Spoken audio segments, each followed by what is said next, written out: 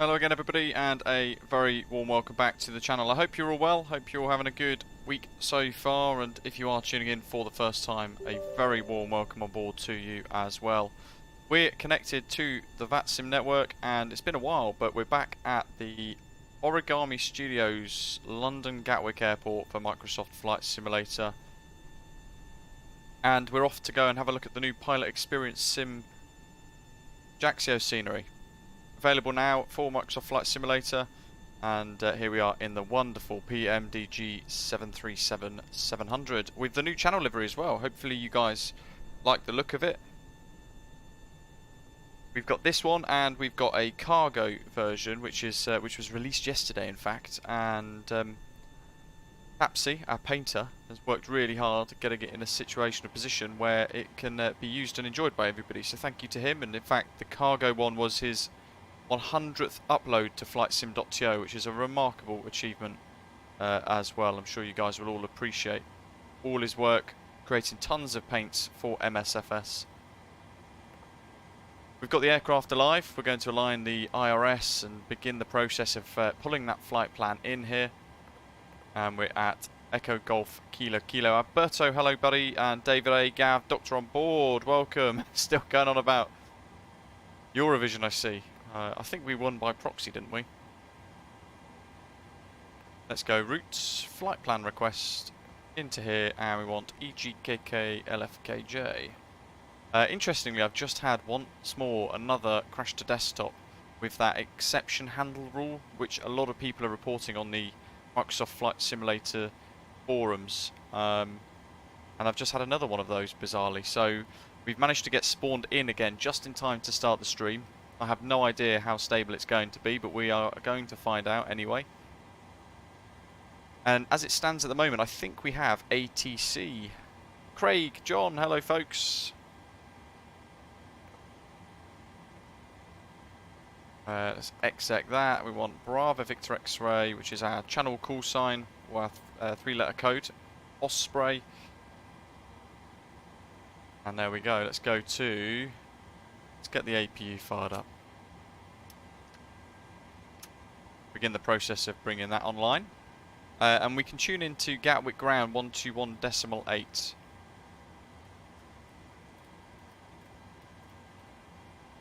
As we work our way through the FMC.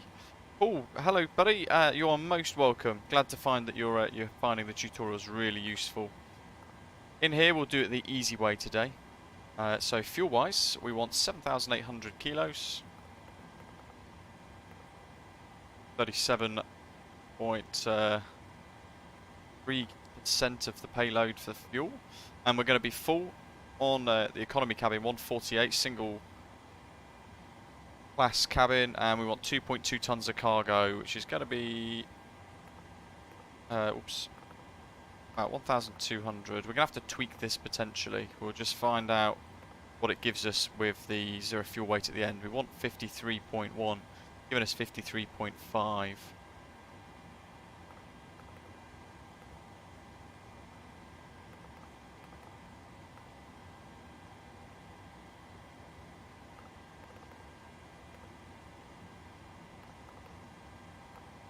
There we go. And our low level 87.1%. Gav, thank you buddy, very kind of you. Really appreciate that. Thanks for all of your ongoing support. Takeoff weight 60.7 tons. It's given us 60.9 there, but that's fine. We shall use that as it is. It's as close as we need it to be, I suppose. And we've still got the doors and things open at the moment. So that is basically our load sheet done. We can go back to initref.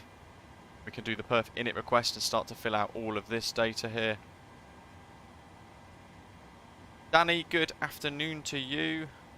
You tuned to Gatwick ATIS? Yeah, sure. Let's do that in a second once this is loaded. Taxi Romeo Juliet Papa Alpha Sierra. Reserves. So. Romeo Juliet Papa Alpha Sierra. 2.7 tons for reserves is what we need. Our cost index, we'll whack it to 30. I like 30. Transition altitude today, we're expecting the Bognor 1 X-ray RNAV departure. Transition altitude will be 6,000 feet as per the charts. And our cruise wind 285 at 36 knots. That can go in the box there, like so. So zero fuel weight 53.1, that's exactly in fact as I've planned, which is good. And we want cruise flight level 330. Put that in there like so. And at this stage, let's have a little look through our checklist. So parking brake, we need to make sure that is set. We've done the guards and the exit lights, the ground power lights is required, IRS to nav. We've done the fire tests and things. Back signs on auto, hydraulic pumps are on, yaw dampers on, window heat. Let's go up here. Window heat is on. APU's on. We need to actually transfer across to bus ties for the APU. Give it a minute. And we can put the packs on auto, isolation valve open, and we can bleed the APU after about a minute. In the meantime, we can tune into the ATIS as doc requested 136525.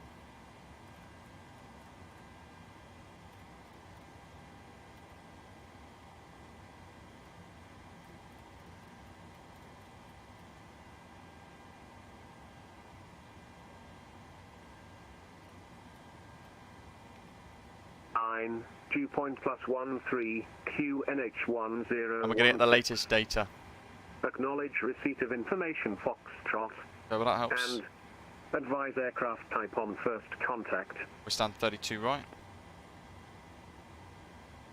Gatwick information Foxtrot. Time 1250 Zulu. Runway news 26 left. Transition level flight level 70. Surface winds 230 degrees 10 knots. Visibility 10 kilometers or more. Scattered 3,100 feet. Temperature plus 19. Dew point plus 13. QNH1016. Acknowledge receipt of information Foxtrot. We'll spin that back to the relevant frequency. Gatwick ground, KLM 683 at stand 33. Going to set our lights. My first lanes to Manchester, QNH 1016, information. And let's bleed the APU. So that's all fired up, ready. And everything else is ready. So we need our clearance, don't we? Eric, welcome. It's Jurassic 10-minute break for my class. Thought I'd pop in and say hello. Hello, buddy. Welcome. Turbo Stig, g'day. Gav, enjoy work. Clear to Manchester on Lambourne. Peter, just got the freighter. It looks stunning. It does, doesn't it? It looks absolutely wonderful. Tapzi's done a wonderful job with that one. Osprey World Cargo. Osprey flight Luton to Zaragoza later, Peter. Fantastic. So we've got information Foxtrot and we're on ground. 32 right for the stand. Tapzi, hello, buddy. Been ages since we've been at Gatwick. Gatwick ground, good afternoon, Osprey 165, stand 32 right, Boeing 737 with Foxtrot, request RFR to Ajaccio. Osprey 165, Gatwick ground, hello, clearance is destination, Bognor 1 X-ray, support 0476, information Foxtrot QNH1016. Cleared Ajaccio, Bognor 1 X-ray, departure, runway 26 left, squawk 0476, QNH 1016, Osprey 165. Osprey 165, read back correct? 0 4 Gatwick ground, Osprey 27 Juliet Mike is stand 232, Boeing 737. 76, 0476, that's set in the box. Bognor 1 X-ray departure then, folks. Let's get this in Navigraph and I'll show you guys what to expect. Here it is.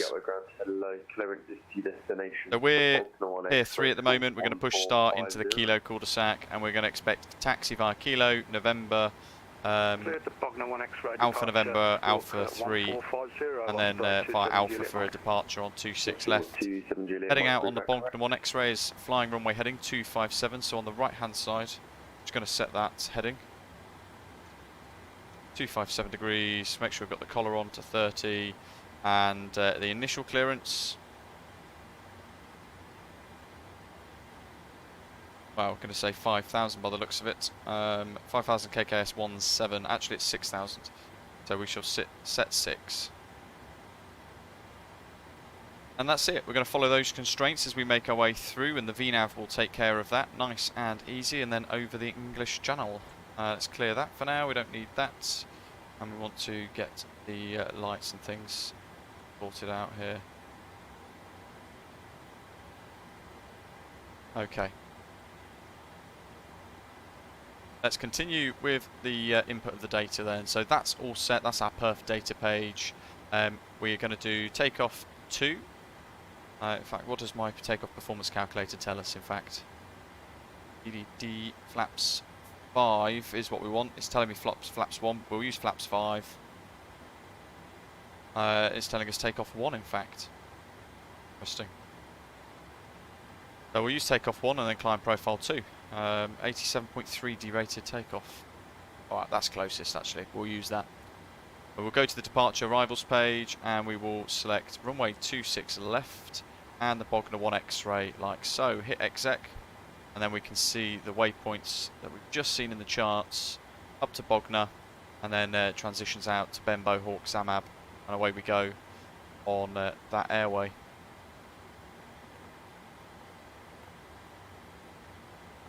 Make sure we've got flaps 5 in. We're going to sort out the centre of gravity. And there's our V-speeds. On the next page though, we can input the latest weather at the METAR. So it's 230 degrees at 10 knots. I won't worry about the runway slope. It's pretty much negligible. And we will change the thrust reduction altitudes to 1,000 feet above ground.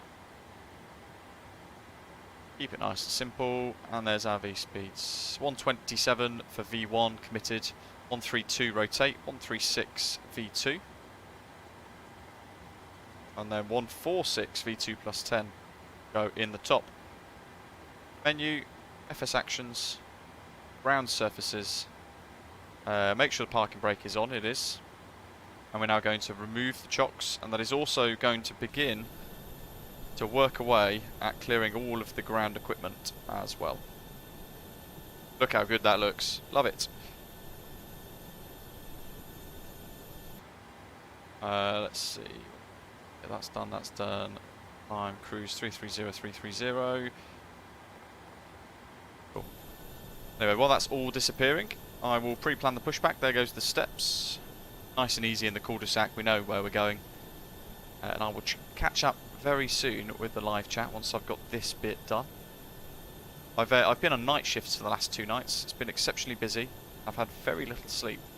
And I'm hoping I'll be able to bring you guys some preview stuff with the Fenix A320 in the near future. I have been told that I will be getting a preview copy for you guys to see it on this channel tomorrow, effectively. So we've planned a live stream tomorrow, but it may change last minute. Give me shelter. Hello, buddy. Osprey 165. Fully ready. Request push start. Osprey 165, Sun 32, you're pushing start of the through facing the west, QNH 1016. Push start approved west, QNH 1016, Osprey 165. Okay, so whilst the tug is doing his thing, let's go back to the checklist.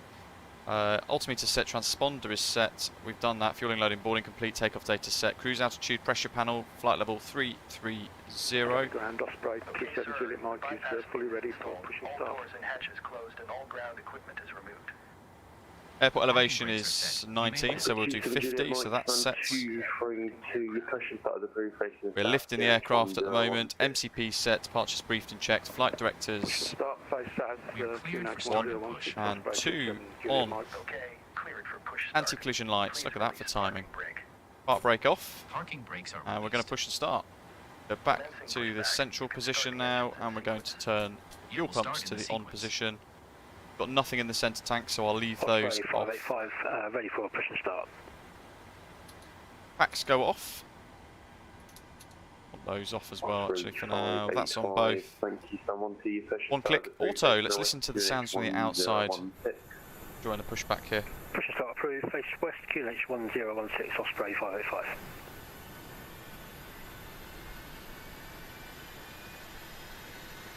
It looks fantastic, doesn't it? I absolutely love the way this looks, and it's such a stunning livery on the 737 too.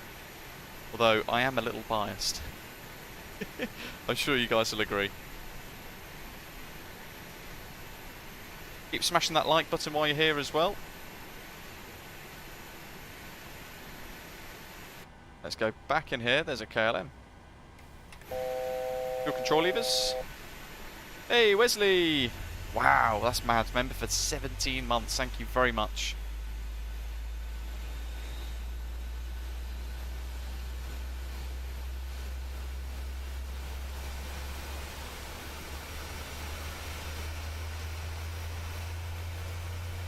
Okay, pushback completed. Please set your parking brake.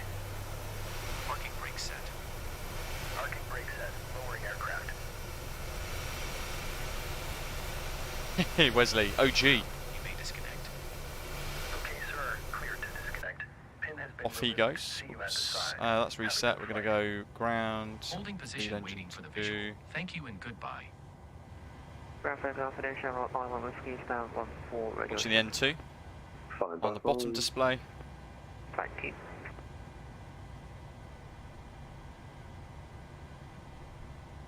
Almost 25 or so. So control lever goes to run. Let's clear that for now.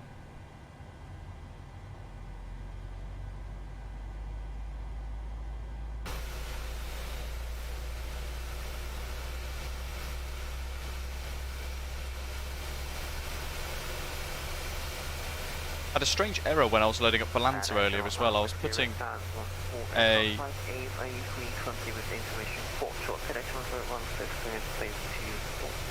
I was putting some screenshots into Volanta for today, for the beginning of today's stream, and I got some really weird behaviour from Volanta to the point where it then crashed the desktop itself. Okay, so that looks to be stable now. We're going to go gens 1 and 2. I'll do 2 first. Then 1. Across here. Repeat. 1 and 2 on. Engine start switches are back on automatic. We've got auto ignition switched on, and wing engine anti-ice as required. Engine bleeds 1 and 2 on, and packs set auto. Isolation valve set auto. APU bleed off. APU off. Flaps as required. We're going to go 3 stages to flaps 5. Elevator trim as required. 6.87. Wrong way. 5567. Information Foxtrot QNH1016. It's probably about 6.87, isn't it? We'll call it 6.9. Elevator trim set as required. Flight controls full and free. Let's bring the status page up. All right. All left. All the way back. Fully forwards. We're going to just do some rudders, and that's going to sort out some behaviour on the taxi. Engine instruments check, let's clear that. Recall. Flight directors on. LNAV, VNAV, auto throttle armed, auto brake set RTO. Just going to keep an eye on that light, it's extinguished, and we can put the taxi lights on. Let's rock and roll. Get our taxi. Need to tune tower 124225. Get him 683, just check your score, please, 0550. Squawking 0550. 4225. Osprey 165, request taxi. On Viper, welcome.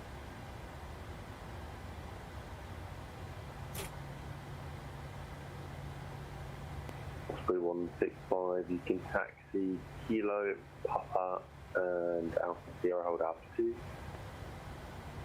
Taxi Kilo Papa Alpha Sierra, hold Alpha 2, Osprey 165. Andy, good afternoon, welcome. Give me shelter, your flights make excellent watching on my third screen during work from home. Fantastic. Peter, welcome. Thanks, buddy. Really appreciate that. Thanks for joining us, a channel member. So Kilo November, make sure I've got this, oh, Kilo Papa, sorry. So we're going over the first, second left, in fact, then in this instance. All stations standby.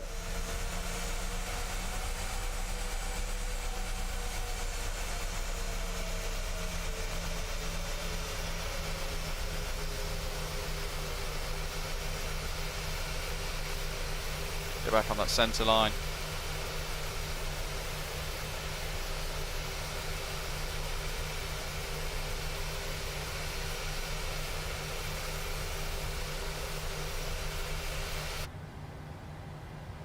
And Cosmo, good morning. There's a the last station lovely little TUI over there, look, TUI 737 with the split scimitars. It's great to see more variety in the flight sim now. Juliet, hold short Papa for now. Taxi uniform, Juliet, hold short Papa, Osprey 27 Juliet Mike.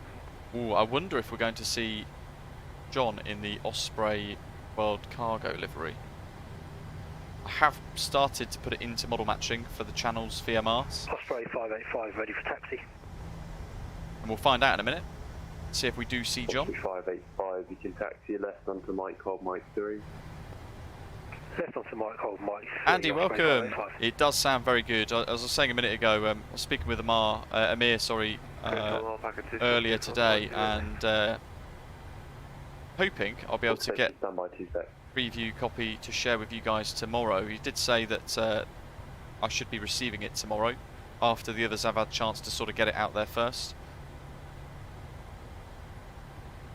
And I'm hoping, well, I'm really looking forward to being able to bring you guys some previews. If it does happen, if not, then so be it.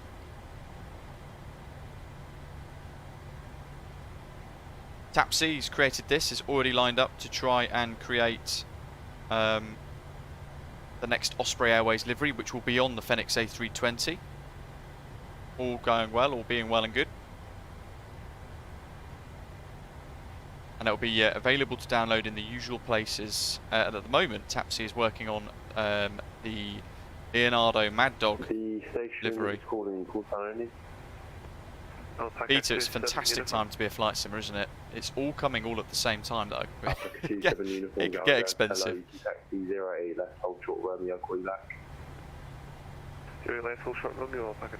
So John's over there somewhere. Let me just check my charts here before I commit too far. Papa Alpha Sierra. And the good old Sim Update 9 click spot thing has just hit us. I can see an Osprey. And it's a 7.3. Oh, nerd, yes, so that's another thing. Ade is working on the BAE 146 with some 80s style retrojet type livery, which is going to be quite cool.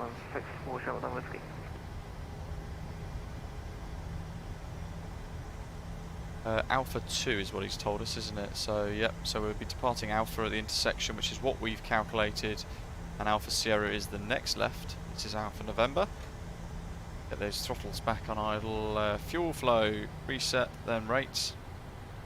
V-speeds have been checked. 36, 146. 16 Tower now 124225, bye-bye. Tower now 124225, Osprey 165, thanks for the ATC, g'day. No worries, see you later. Broke break Osprey 585, thank you. Reset rate, what else have we got? MSP nav data, radios, check, and then it's obtained takeoff performance. Jamal, thank you very much, buddy. Really appreciate your tip there, mate. Gatwick Tower, good afternoon. Osprey 165 approaching Alpha 2, ready for departure. Osprey 165, Gatwick Tower, Morning to you and enjoy your flight, sir. 220 degrees 10 knots, runway 26 left, clear for takeoff. Or Alpha 2, runway 26 left, clear for takeoff. Osprey 165. Give the crew a ding, we want transponder, TARA, traffic set, runway 26 left confirmed, Bogner 1 X-ray for the departure, and start the clock.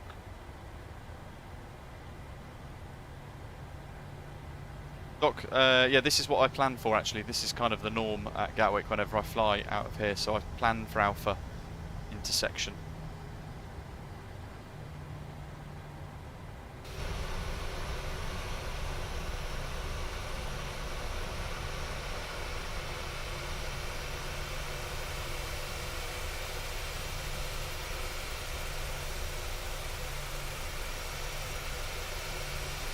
There's one screenshot. I daren't get another one because Gatwick Tower, good afternoon. Osprey 585. conscious there could be other people on finals. Osprey 585, Gatwick Tower, hello. Line up and wait for 40%. Caution intersection departure ahead. Line up and wait. There's John. Light 1 and caution the intersection departure ahead. Okay. Osprey 585. Let's go. Such a fantastic aeroplane. Love it. 60 knots already. 80 knots. This is the Scene Origami Studios, London Gatwick Airport for Microsoft Flight Simulator. Rotate. V2. Positive rate of climb. Get in the trim here.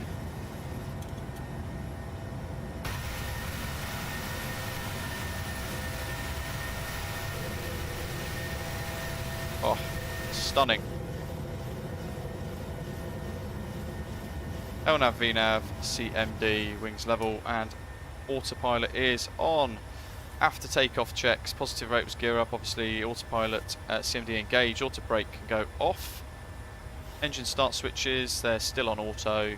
Gear lever set off, the lights are extinguished. Flaps will retract as appropriate. Runway turn off lights can go off. We're going to have a quick look at our next frequency, 1326. Osprey 165, no further ATC available. Monitor Unicorn 122 decimal 8. London is closing. Monitor Unicorn 122 decimal 8 for Osprey 165. Thanks to the ATC. Bye. Bye. Flaps 1.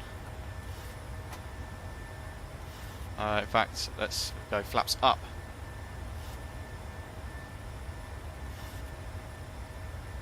One two two decimal 8. We're watching the orange light there into some cloud as well.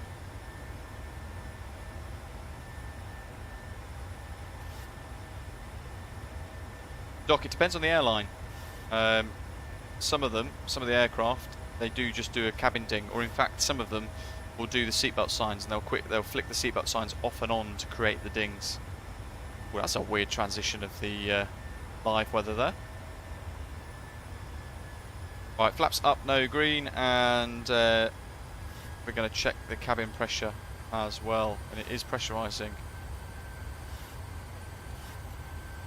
Seatbelt signs and cabin lights as required. The sets, let's see. Set 16,000 for now, but we'll allow it to just go through the motion in the constraints. Matthew, hello buddy. Yes. Stunning livery, isn't it? First time I'm actually getting to fly it as well. Really exciting. Look at that. It is available now to download as well from the website britishafgeek.com/liveries, and it's right at the top along with the Osprey World Cargo variant, and it will take you to the flightsim.to page to get it.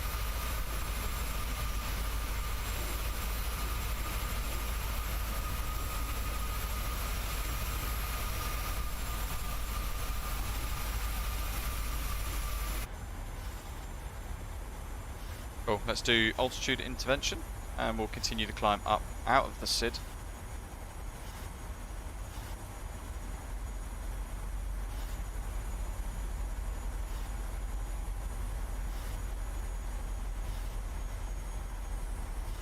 Pilot Experience Sim released the Ajaccio scenery middle of April, I think, and I've been trying to get around to previewing it over the last few weeks. It just hasn't worked out. I've not had the chance. So today we're enjoying it, having a little look at it.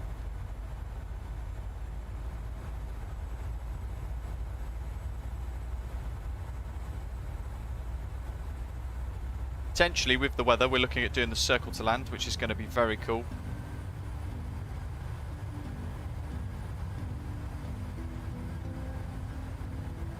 And from what Pilot Experience Sim have said, this is their best scenery that they have released to date so far. So when we get there, we'll put it to the test, we'll have a good look around as well, and I'll share my thoughts with you guys. It'll be expecting runway 20 VPT Alpha approach. Certainly the winds at the moment, 200 degrees at 9 knots, so it's in our favour. Just going to go back into the flight deck here, make sure we are climbing. We're not. Let's go back into altitude intervention. Let's click it again. Maybe I didn't quite click it properly.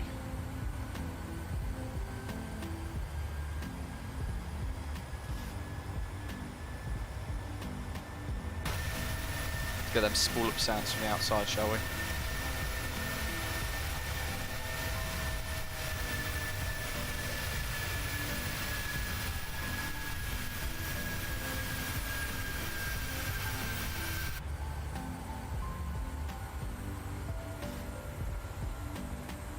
Almost as if it's trying to level off at 6, isn't it? Although it's slightly lost its speed through this turbulent weather.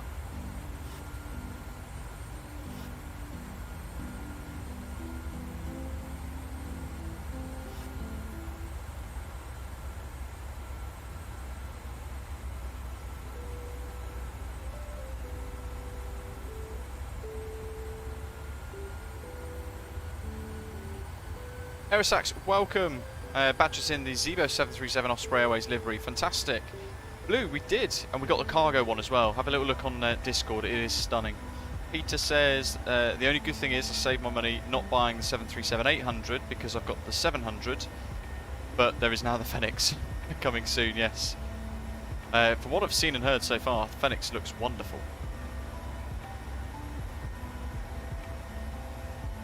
There's the coast down below. Beautiful part of England. Perth Aviator, welcome. Going really well, thank you. I hope you're having a good time. We're just going to check this because I know there have been issues with pushback toolbar, pushback sitting in the background. So after departure, check your drop down and see if that's still illuminated. That's one of the causes of frames per second loss at the moment, apparently. So good to certainly get rid of that. Landing lights off through 10. And we're just going to check cabin pressure as well before we go too far beyond 10,000 feet.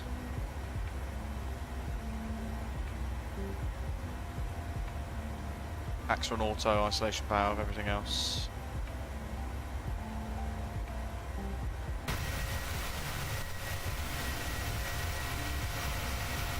Charlie, absolutely. The PMDG 737 is a work of art. Look at that. It's spectacular, isn't it? There is going to be an Osprey Airways ground services equipment pack coming soon as well. ODG John, hello. When this month's AirAC expires, how will we need to update it? Inside the aircraft, if you've got Navigraph, you'll just update it through the Navigraph program. Nice and easy.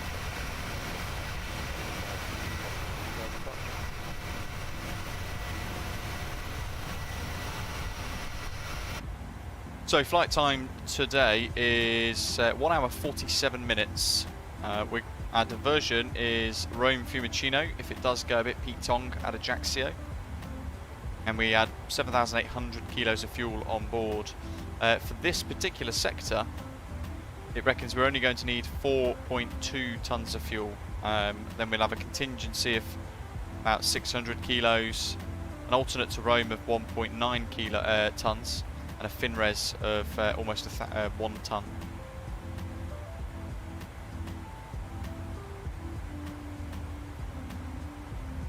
On arrival, we're expecting via Varek, the Varek to November arrival, VPT Alpha runway 20, which is a circling approach, one that I've done a few times before in the fly-by-wire, but really enjoying it. Jeff, yes, I did try and get a preview for today of it, but I've basically been asked to wait. Let's continue the climb. Let's go all the way up to 330.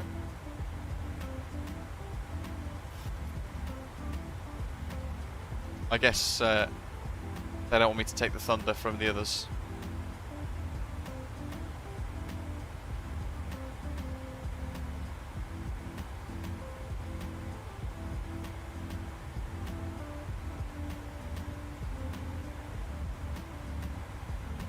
But it is what it is. Nice and easy. I'm looking forward to checking it out when it does come though. I'm sure you guys will be as well.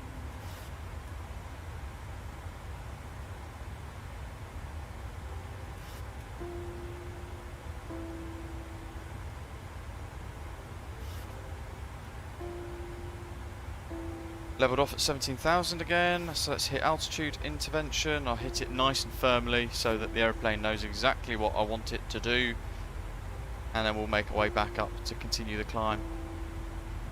Stop climb just after fuel apparently on the nav display there.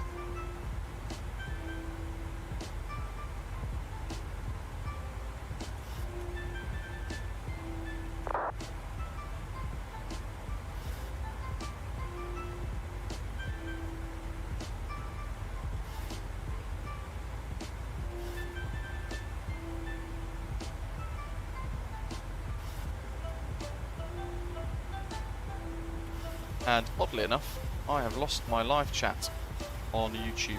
Interesting. So YouTube seems to be struggling today. Let's try and refresh it, we'll see what happens.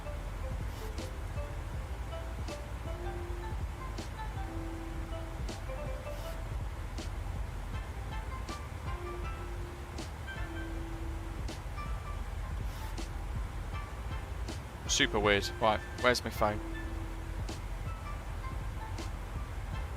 The YouTube app's bugged out, so I'm having to watch my own stream to see you guys here. Yeah, Jamie's gone offline sadly. I didn't expect much different though. I'm sure you guys didn't. Charlie just noticed a flight to Wipeout a few weeks ago. Cool to see some flight sim YouTubers flying to my home airport. Impulse Sim have done a great job with it, absolutely. I think I accidentally referred to it as an Orbex airport. I'm sure you'll forgive me for that. Just use the PMDG pushback, seems to work well, Craig says. Was that the one where you can actually pre-plan and sort of say how many yards to push back before it turns? Because I've not tried it really myself. I should give it a go, really. I should give it a go.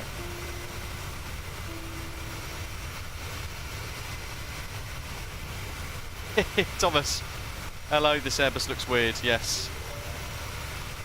As I was saying, I was hoping to sort of be able to get hold of Fenix A320 for you guys today, but it's not quite worked out. It will come. I've been told I can enjoy it, or expect to sort of enjoy previewing it from tomorrow. Whether they actually send it or not, I don't know. I don't know. We'll have to wait and see.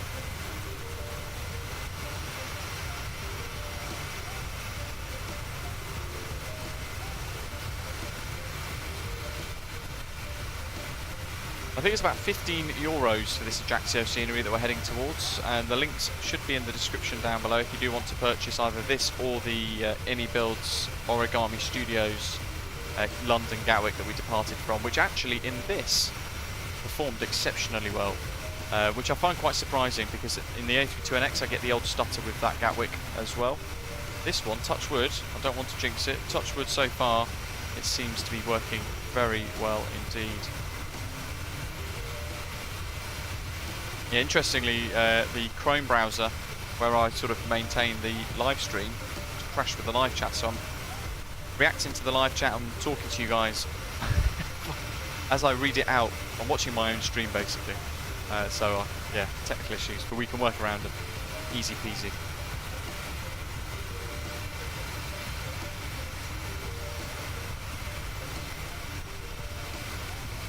Yuri, how can I put a shortcut on the showcase camera? That's a very good question, actually. I'm not sure.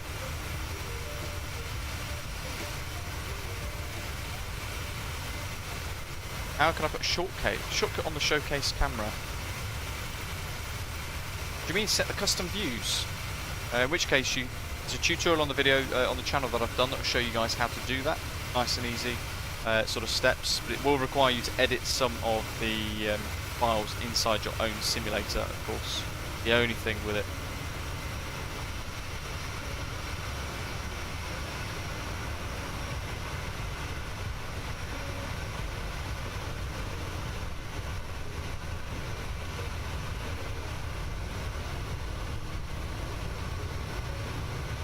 Very awesome. So you do have to work out the distance yourself then, it doesn't just put it in automatically, right? But I was kind of hoping it would sense where the yellow line is and it would sort of indicate where to turn to get you on that. But I like the visuals with toolbar pushback, which is why I still use that one exclusively. You can pre-plan it really nicely there. French coast just on the left as we are swiveling the view around.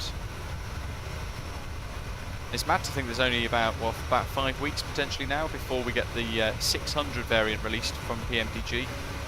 And in addition to this, I don't know if you guys will have seen it, but in the forums yesterday or the evening before, Robert from PMDG dropped a little update in there to basically tell us that we can look forward to an update that's going to tweak and improve a couple of things with this over the next few days. So we're holding on for that. We'll see what that looks like when it does arrive. Almost 30,000 feet now. Nice rate of climb, 1,450 feet. Cabin pressurising nicely still. We've still got service-based failures online, so we can still at any point have a master caution or master warning pop up, or a fire or anything. We don't know what's going to happen at any point, so we have to look after the aeroplane. And I think we are pretty much on Unicom now for most of the way, I believe. Lots of screenshots already. I'll put them onto Volanta. Hopefully this doesn't break the sim again like it did a minute ago. But we're about to find out either way.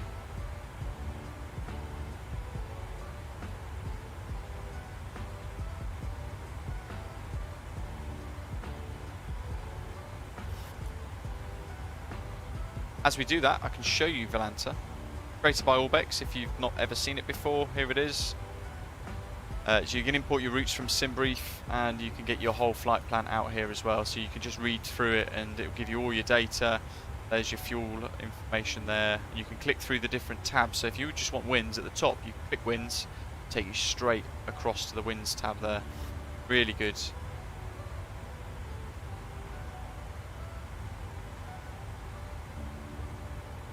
And there's our little departure, headed out of Gatwick. It's actually getting really quite busy now, though some of them aren't on VATSIM necessarily. Philip is down there, I've just spotted him, and Turbo Stig. There's John, Osprey 27 Juliet Mike. Craig, and there we are. Literally just over Vuel now, St Valerie. So our routing today will take us south over Paris, which is just here in the centre of the Volanta map. We're going to do a direct then from Resmi to Nocus, and then over Valence, across Cannes, Monaco, very posh, descending then into Ajaccio. And it's showing there we're going in via Idle, but actually from that point we're going to do that visual landing. It's the first time doing it inside the PMDG 737. Really enjoy it when we're doing it with the A32NX. It works very well with that. It would be interesting equally to see how it performs on the Fenix A320. We're going to throw ourselves through this and give it a go. Matthew has to do a full Microsoft Flight Simulator install again. That's not good. It's once again completely uninstalled itself. That's really bizarre. Why has it done that? And you've got it through the Microsoft Store version, right? Oh, spectacular. Have PMDG confirmed any other aircraft for MSFS? Surely a 777 Charlie's asking. Yes, so they've confirmed that the next aircraft after the 737 NG series will be the Boeing 777. 200, the 300, 300ER, that sort of thing. Really looking forward to that. That's one of the aircraft on my wish list that I'm very much looking forward to. Then after that, they've said that they're going to be working on the 747. How fantastic is that? The Queen of the Skies back with the touch of PMDG in the future. Ergie, hello. Rob's asked, but do you think about getting the Fenix? Yeah, so I'm hoping, from what I've been told by Amir today, should be getting a like a press copy to preview to you guys tomorrow. So it might move tomorrow's live stream back a day, but if they don't get it to me in time, then we'll be still doing tomorrow's route as planned, and then the Fenix preview will be the next day. But I have been trying, as you guys know. Michael, welcome aboard. Thanks for subscribing. Andy, on the road to ruin. I'll get my coat. Charlie, I believe it is the 400. it the 400? Some of you guys might know better actually. Is PMDG looking at doing the 747-400? I hope so. Stunning aeroplane. That would be good.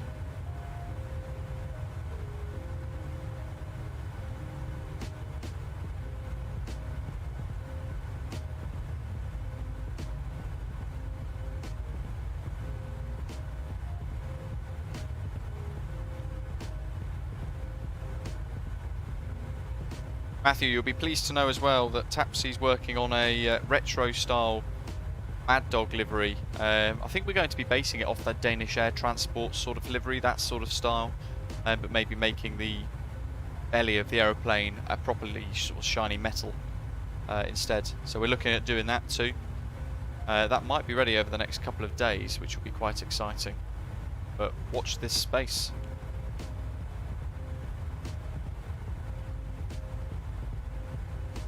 If we do get our hands on the on the Fenix A320 preview, I've got a really cool route planned. Well, I've got a great destination planned, I should say. And then depending on the liveries, we will be looking at some of the routes from certain airports in the UK, so it'll be quite cool. Just need to wait and see. We need to hold on, I guess. But the people that are sort of enjoying it today are part of the beta team, so they get to show it first. It's only fair.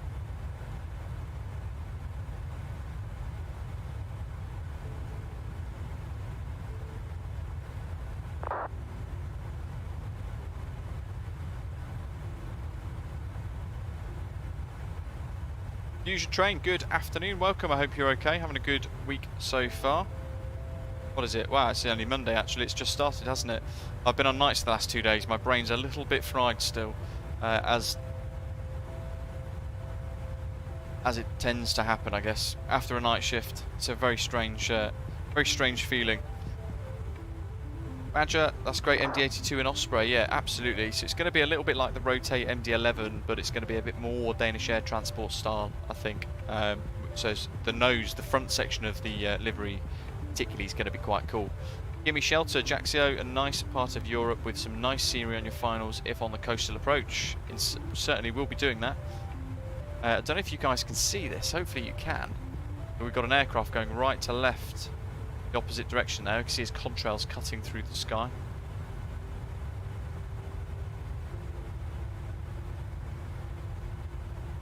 Matthew, hoping to get some time in the DC6 with the Osprey livery when PMDG releases the fix. Yeah, actually, that's a good point. Well reminded. Let's bring up the PMDG forums, because they have announced that there is going to be an update to the DC6. Here we go. So from the 14th of May, this is the update. I'll read it out to you guys if you've not read it. Basically from Robert saying he's had a few days to catch up on sleep and deal with a couple of back-end things for the 737 release. On Monday the 17th of May, I think he meant Tuesday the 17th of May, we will be pushing a small update for the PMDG DC6 for Microsoft Flight Simulator. This update includes a sweep-up of some changes we have made since the previous update. We'll post a list of changes at the time the update is published, but the update will be at no cost via the PMDG Operations Centre. And then he goes on to sort of explain that late next week, Thursday to Friday, we can expect some updates for the PMDG 737-700 for MSFS.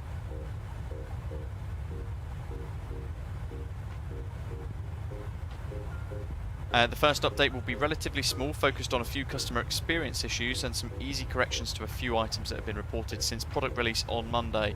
They basically then go on to sort of say that they're looking into the artifacts displays on the PFD. Some people reporting that it's sort of flickering. They've got a couple of reports at tech support, and I've indeed experienced it once myself too.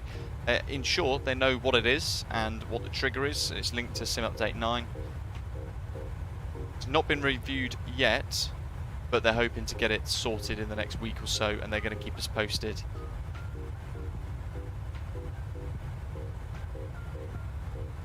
So all we've got to do is look out for the first update to the 737 coming via the PMDG Operations Centre at the end of the week. Again, mostly small items. but then they're going to get into the heavier items, the juicier items in subsequent updates, and they will do it all via the forum, so guys, everybody can see what's happening. And then at the end of the update, they've basically said a big thank you to everybody, saying, last item for tonight is a quick note to say thank you to each of you. In 25 years of creating airplane add-ons for flight simmers, we, PMDG, are always quietly amazed that people show such appreciation for our work, and at times this kind of development really isn't that much fun. There's been more than one occasion where each of us had pondered calling those headhunters to get us back into the aviation industry, where at least the hours and workload are predictable. Then we have weeks like this week, see how much the results of our work means to all of you as simmers, and that makes the work fun again. Finishing saying, so thank you for that. We have really enjoyed watching you put the 737 to work this week. We're just getting started. Vin promises me we will be able to start previewing the 777 soon TM. That's the latest update from PMDG. Really exciting, and a little nod to the PMDG there, which a couple of people have been asking about today, of course. So very exciting times ahead, I think, for all of us. John forgot LRM, brilliant. Andy flew into Genoa this morning on the circle to land approach runway 10. Great airport with the A32NX.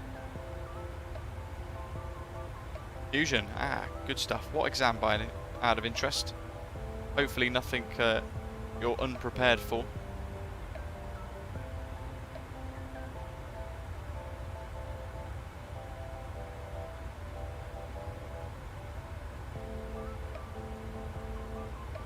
Potentially, if I can sort of work out a bit of a flow as well, if it'd be of interest to you guys, I might look at creating a Fenix style summarised checklist like I've done with the 737. But to be fair, the Airbus is pretty it's pretty self-explanatory, isn't it? And you can kind of fly it without any checklists. Yifu, thanks for subscribing earlier on as well. Can't remember if I gave you a little shout out there, but thank you. What do you guys think of the price of the Fenix A320? It's pretty good, right?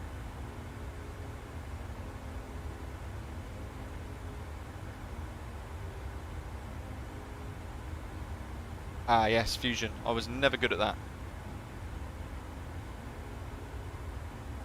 Never good at maths. In fact, even the sort of basic maths and things that I'm trying to do for my PPL at the moment, I'm finding it a little bit of a headache at times, and a little bit difficult to get my head around some of it. I've never been particularly great at maths. But stick with it, I'm sure you'll be fine.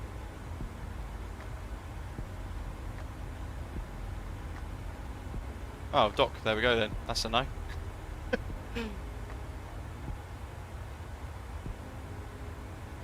How much is it? 50 quid, I think. 49.99 or something like that.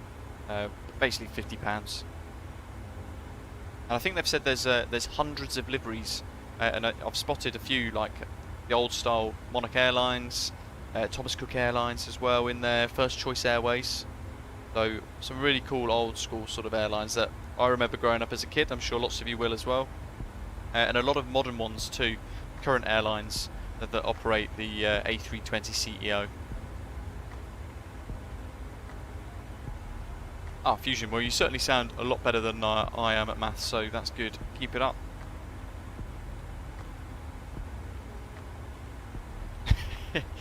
Andy, it sounds like you regret it. 49.99 Badger, thank you buddy. There we go, so that's going to be the release price of the Fenix A320.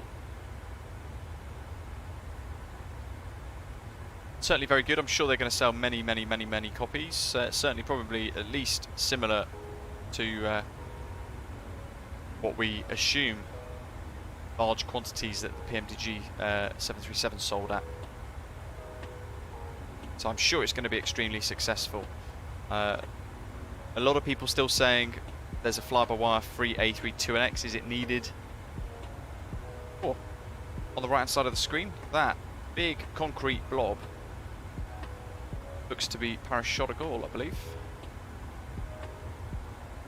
Nicely in that little pocket of cloud as we go over to the south of the airport there.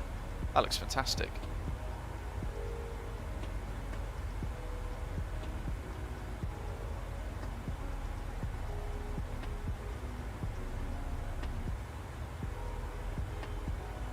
John, there was a Fenix A320 on the ground just before the stream started. Who was he? He was on a Canada server. Interesting. Absolutely no idea. Jose, hello to you. Welcome. John needs a new keyboard, or he's had a drink. If it's the latter, I don't blame you. I certainly wouldn't miss out. I've almost completed my first notepad as well. I've got a couple of pages left. Give me shelter. Check your email. I'm a tad higher and faster. Check my email. Andy shows we've got a 737 taking off underneath.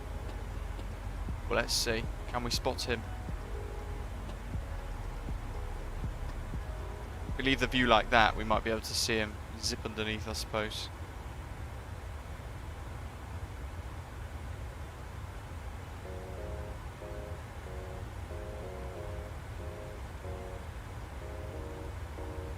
Michael, welcome on board. Thanks for subscribing to the channel. I hope you're well.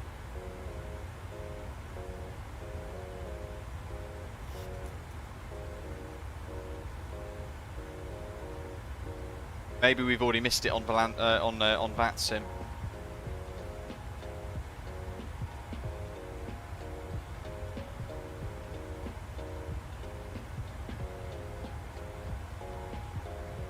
Oh, nice, John. Just saw your email. Shelter. Free screen setup. Let me neck. Awesome. 63,000 feet at 1,010 knots on Concorde. Fantastic. Very cool. And Foxback, I can see actually now I've checked my emails, you've requested to join Osprey Airways, so you are accepted. Welcome. I have to manually approve every one, sadly.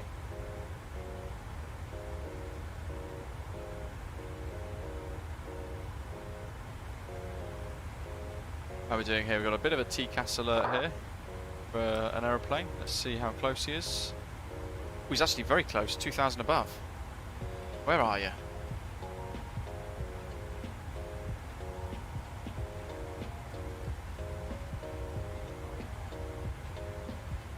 Oh, we've got to try and spot him now. Jesus.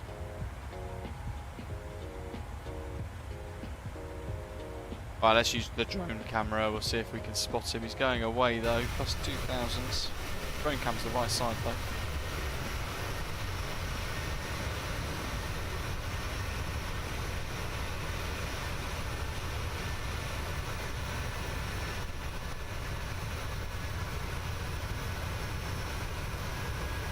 Oh, stunning. Can't see the other aeroplane though.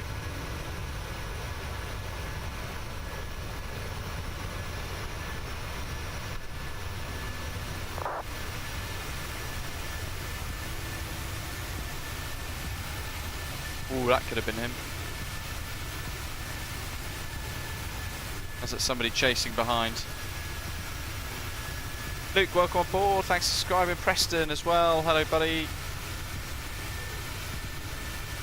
There goes the left turn. It's got such a great look to it on the front end, hasn't it, this 737?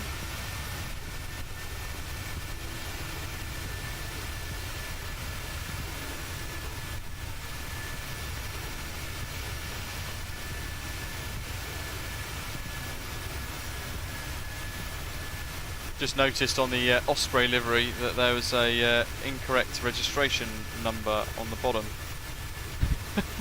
So I'm just messaging Tapzi at the moment to let him know. And it will be updated soon. I'm surprised nobody's pointed that out already.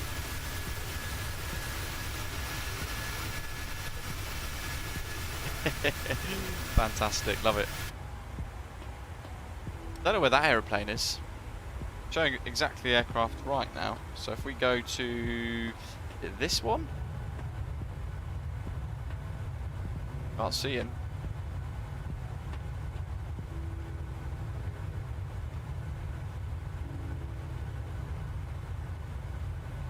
Oh, Luke, fantastic. I shall go back on Let's see if I can do it this way instead. It'd be a bit quicker to accept you. Where's the airline management page? There we go. Ah, yes. Got it, Luke. You're in. Welcome. How long till landing, Matthew? It should be at the top of your screen, I believe. 1518Z, so what's that, an hour and 19 minutes or so away? That's when we're estimated to reach Ajaccio.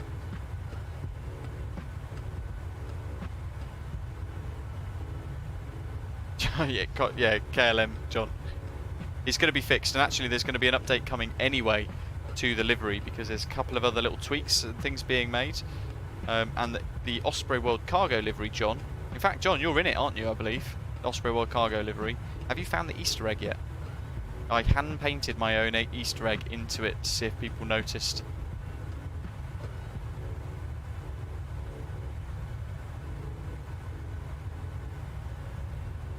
The cargo one's good. Nice one, thank you. You haven't found the Easter egg, though.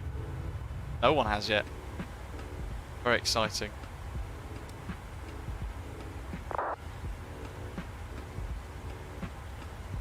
Bit of a crosswind. That's good. FedEx 5.6, just going to cross-check that against what we're expected for fuel. Pretty much bang on.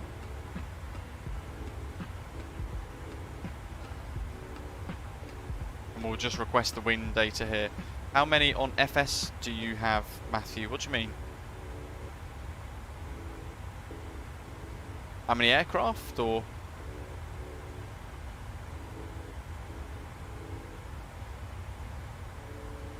Bring this in, and we want to have a quick look at the charts into Ajaccio to work out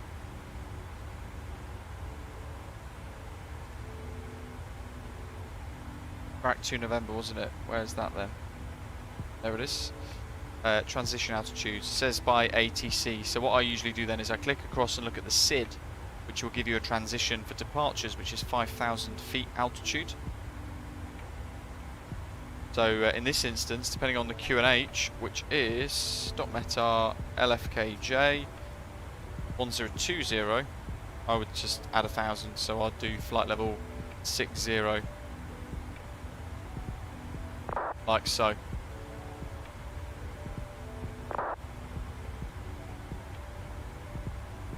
You can add 1020, the ISO deviation of 6 degrees is in there too, so the aeroplane's now got data to allow it to work out where the top of descent would be for us in a nice accurate manner. As we get closer though, we can add in the VPT. Oh my god. It's done it again. Sim update 9. Don't know if you guys can see that. As we're flying along, fatal errors come back. Sim update 9. So I think that's a crash to desktop again. P-suit Wesley, indeed. What is that error? 0007. Let me take a screenshot of this. Not acceptable. Ron, hello, and there it goes. There she goes. Absolute madness. Sim update 9. They really need to sort this out, don't they?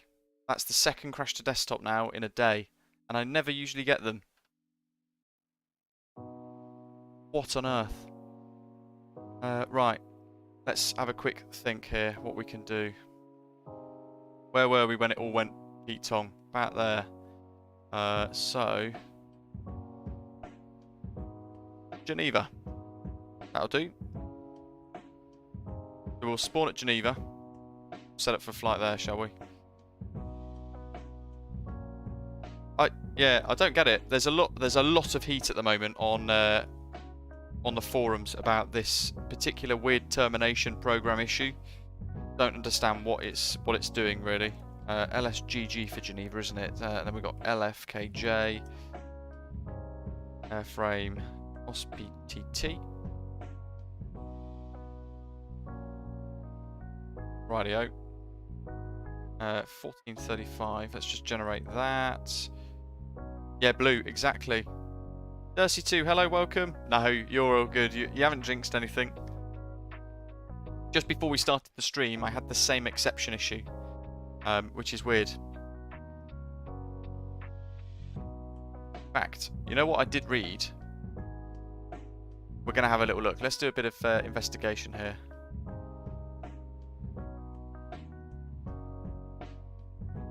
We have the latest game-ready driver.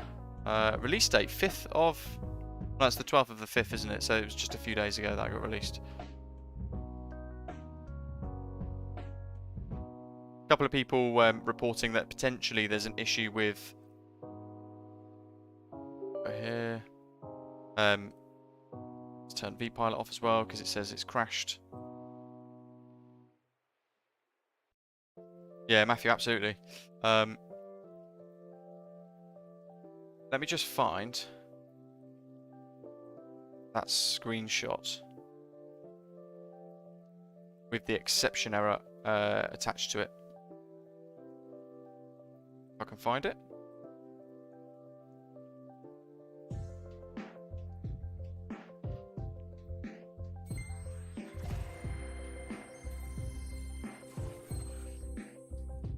What day is it? 16th, isn't it?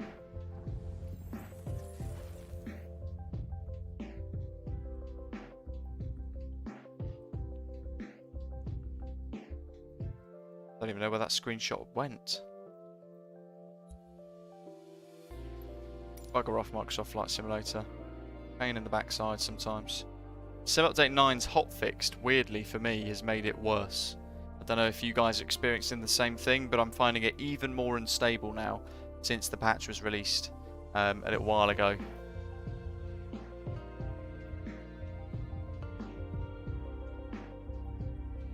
Brilliant. Didn't even take the screenshot that I asked it to do.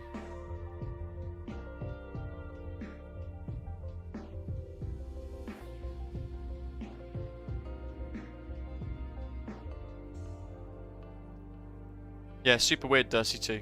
And I can't put my finger on what's happening. Who knows? Who knows? Let's get FSUIPC fired up.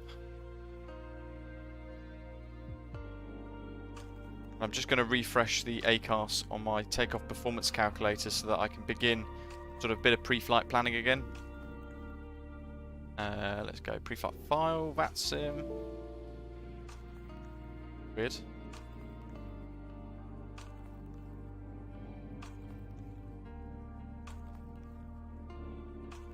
One hour 6 en route time.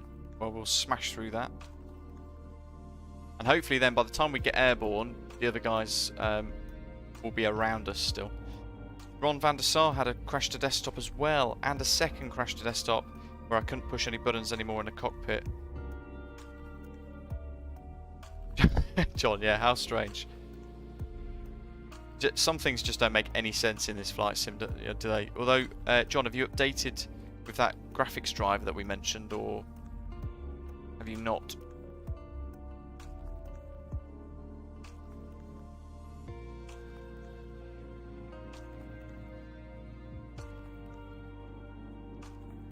None of those. It's none of those. Where's my recents? Doc, where am I now? What do you think? Where am I now? Where would we describe this as a location? Floating pointlessly in space.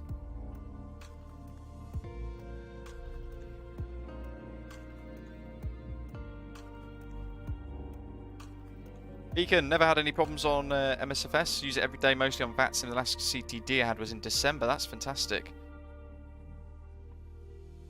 Yeah, it does too. It's a killer, isn't it?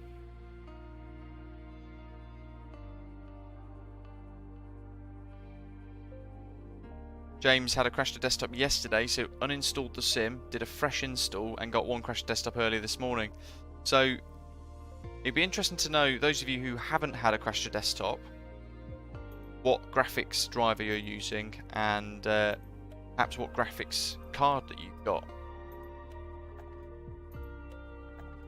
Because I've read in the forums, for example. Let's bring them up actually. Let's have a little look. The Flight Simulator forums.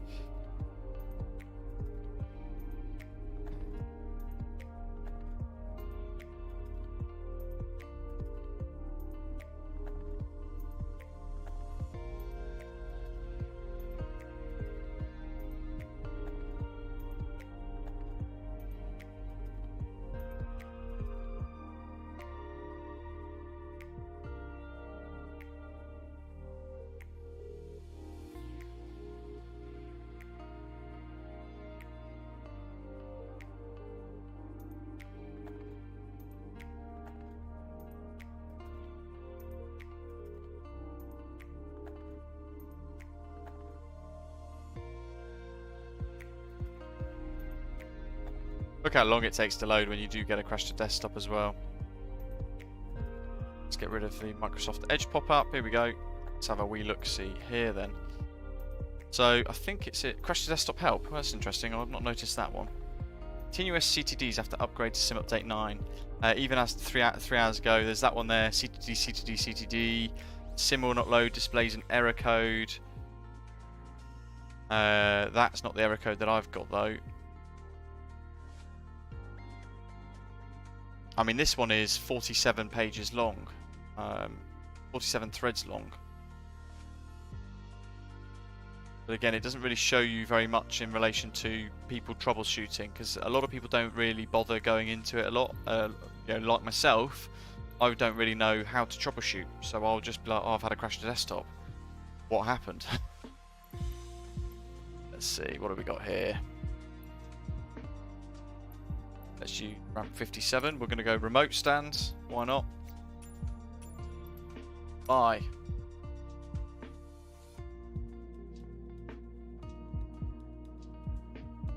John, interesting. And you got the latest game ready driver, John. Dursey 2's got 3070. Ah, you've ignored the driver update, Dursey 2. Yeah, see, I wonder if it's the latest driver update that's because I think that got released around the same time as the hot patch, hot fix, or whatever it's called, or MSFS. Right, it's absolutely become more unstable. CTD memory could not be written. Here we go. Is this it? Oh, I know actually. We go to event viewer, shall we? While this is loading.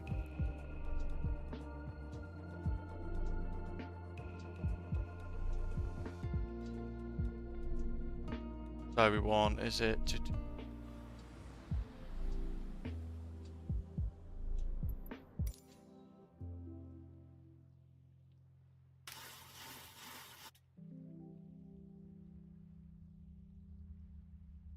we go find flight simulator.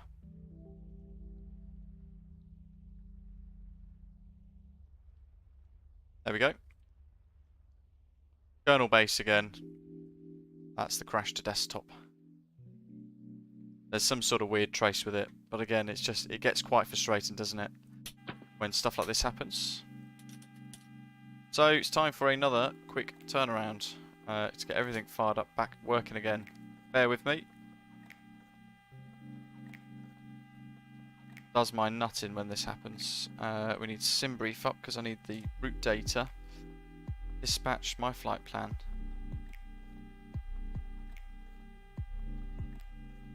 Med-App 5 Papa, but I didn't see what runway it's supposed to be on.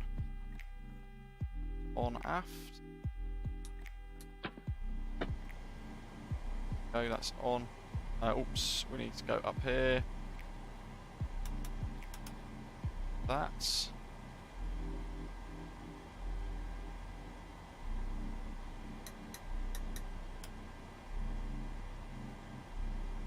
Get seatbelt signs on auto.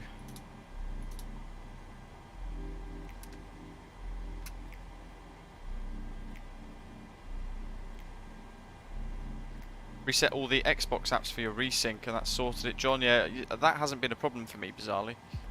No, where are we? Sorry, LSGG. It's thrown me right off now, hasn't it? Yep, because I'm clicking the wrong buttons everywhere. Routes. We'll have to do a manual route input here. LFKJ EVX 65. Legs page. Oh, sorry, routes. Second page. Here we go. So Medam.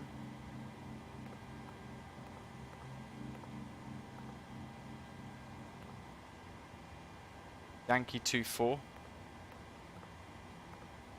to Veva.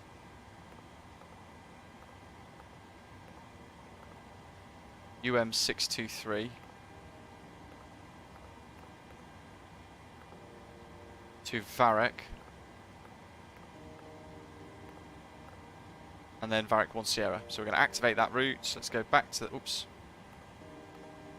execute it, go back to the menu, We want fuel. 6228. Payload is giving us 114 passengers.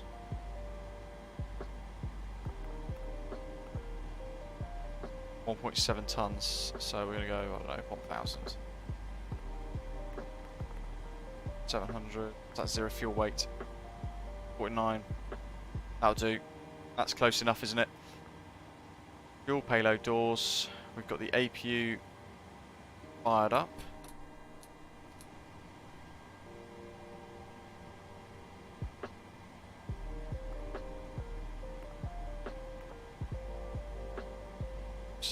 Departure.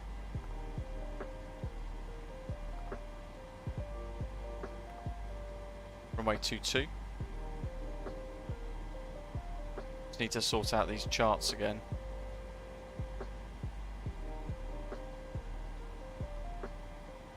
So now we're departing Geneva. I don't know which charts to got here. Medap 5 Papa.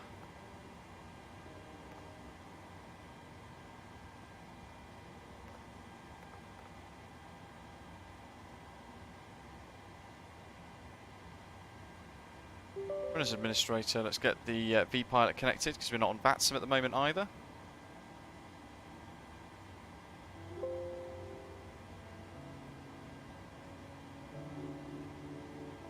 Want the METAR at LSGG.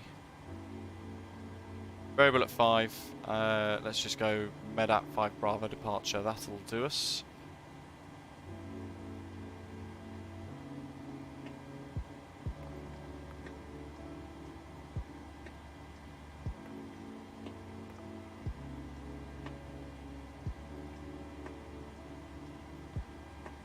Level 310.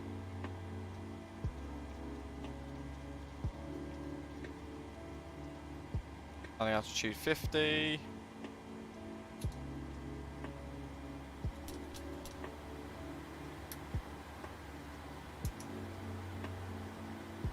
That's good. They're on. That's done. They're done. They're on auto. Pew bleeds on. That's set. They're set. Medap 5 Bravo departure. Need the charts for that. So that is there. At or above flight level 200. Initial climb clearance flight level 90. Let's just bust that straight away. We'll just set MCP to 310, which is our cruise now. What we set above. 224 for runway heading.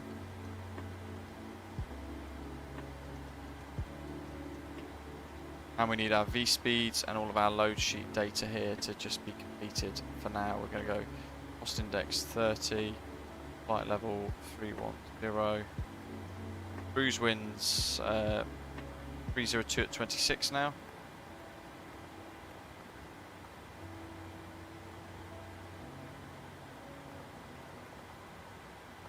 I'll just put 6,000 in there. Execute descent.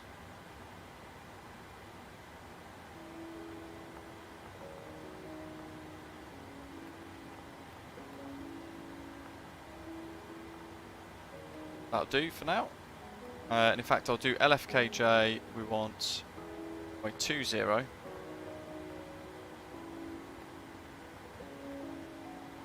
it was the Varick 2 November arrival.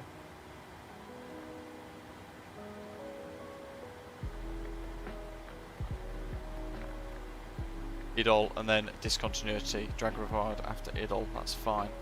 Certainly not flight level 100 at IDOL. Holy moly. I think we want to be about 3,000 or 4,000 feet at that point.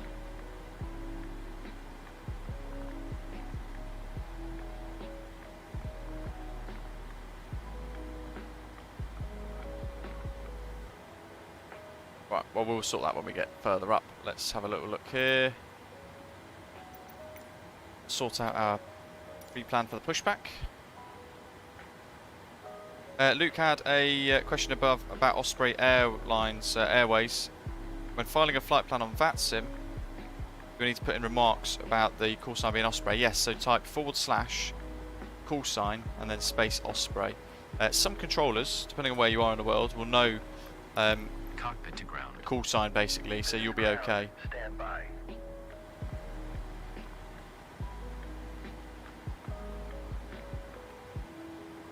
What have we got here? Pumps on, APU gens, bleed on, and packs are all on auto. Let's turn them off now. Let's get that on ground. Let's rock and roll.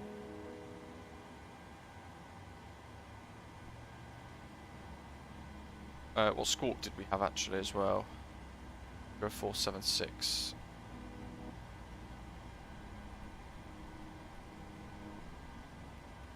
Okay, sir. The bypass Gonna whack pin that is on. installed. All doors and hatches closed and all ground equipment is removed. Please set parking brakes. The parking brakes are set. You may lift. 1228. Parking brake set. Lifting the aircraft.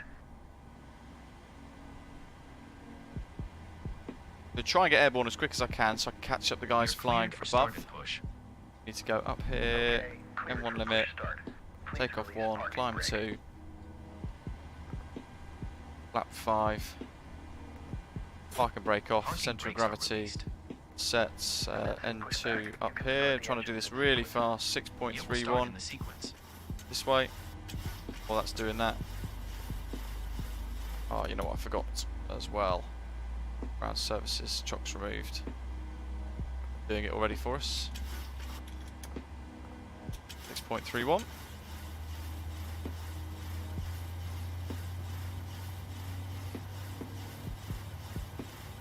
Yeah, Dirty 2. I think it's more of a some of them just refuse to, for whatever reason. I don't know, but it is what it is.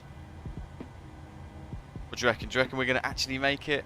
I would really, if some of you guys know how to fix this silly exceptional error thing in MSFS at the moment, I'd love to hear your thoughts and trying to stop that happening again. The sledge, welcome. We're not having the smoothest of days today. MSFS causing all manner of problems. And I've had 2 crash to desktops, 1 pre-stream and 1 just now, 1020. Which is why we've reset.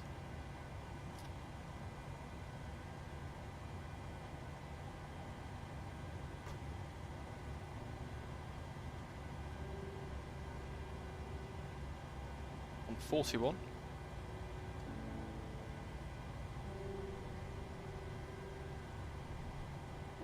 Good control levers to Pushback run. completed. Please set your parking brake. Set. Parking brakes set. Parking brake set. Lowering aircraft. Ground. Startup is complete. You may disconnect. Roger. Good engine start. Clear to disconnect. See you at the side. Have a good flight.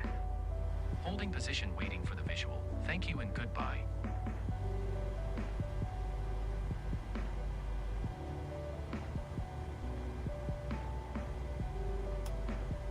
Board brake.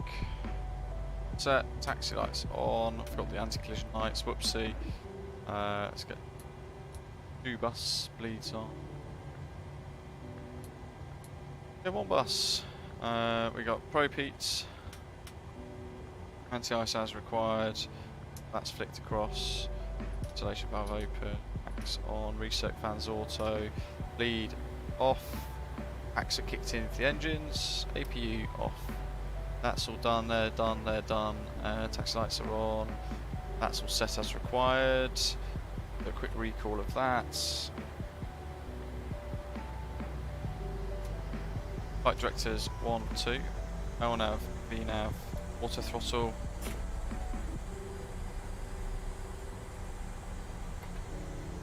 We're going to go flaps 5 for departure. Sledge, hello. No, I haven't sadly.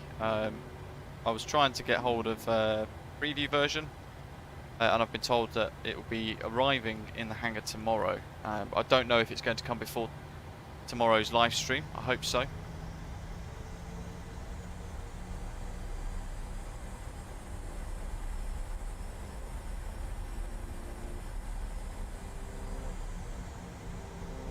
Ian, try excluding everything on any antivirus, especially the rolling cache. Interesting. Would that actually be enough? I mean, usually Bitdefender for me is okay. It tends to behave itself, but I guess with this it could just be anything, couldn't it? So we've got to try it all. Get traffic mode on. What else do we need? That's an RTO. Flaps as required, they are 5 and green. Flight controls full, 3 engine instruments checked down. Our VNAVs both armed. Let's get rid of this. Auto throttles on, and then we've got taxi lights on, auto brake RTO. We've done compass gyro brakes. Fuel flow reset rates for the threshold. Frustratingly, it's now reset my drone camera. I had such good settings.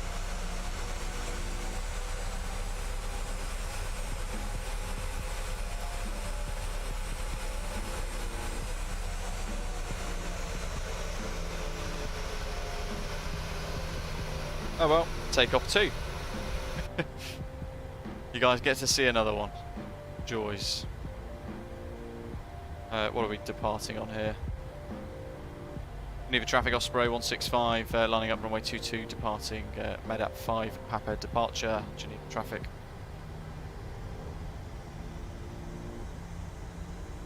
Fuel reset rates, clock.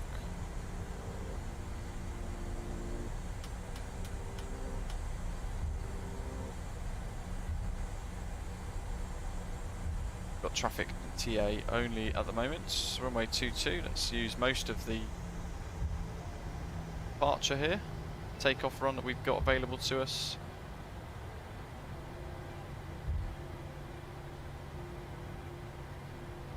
Didn't take too long, did it? We don't need the other nav bits at the moment. MSP nav data radio checked, and that's all good. So that's set 40%. Pulse light strobe steady, taxi lights off, TFC, we confirm. So take off.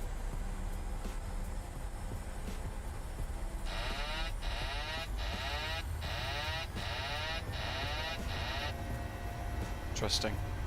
Airspeed's alive. 80 knots.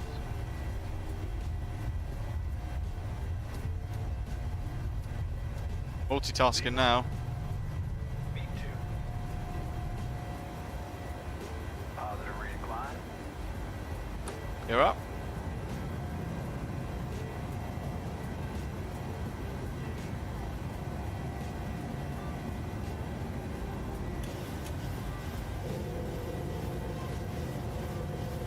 I'll tell you what, guys, this is going to be interesting. We're going to have to hand fly all the way. LNAV, VNAV, there we go. It was just capturing a bit funny. I think it was still stuck in the previous flight. Luke SC asking about set schedules and things with Osprey. Well, effectively, all we do is set. Look at M1 altitude intervention there. In our Discord server, all you need to do is basically try and reserve a call sign, and then we just use that one. Let's go flaps up. M1, VNAV, LNAV, auto throttle, CMDA. That's the off position. Runway turn off lights. We'll watch the cabin pressurise in a minute. They're still on auto. And altimeter will just set standard pressure as we continue to climb through.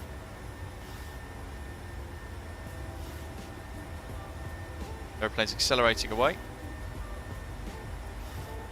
Dirty 2, what just happened there? Basically, it was remembering the state of the aircraft in the flight where it got the crash to desktop, I think, a little bit. So it was getting a little lost.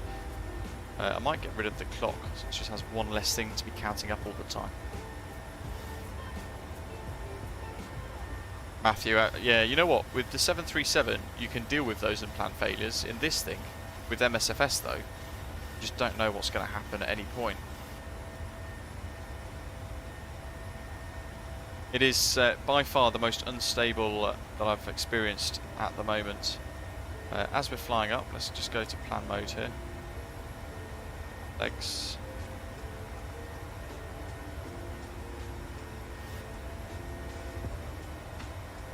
Varek, Lasva, Idol.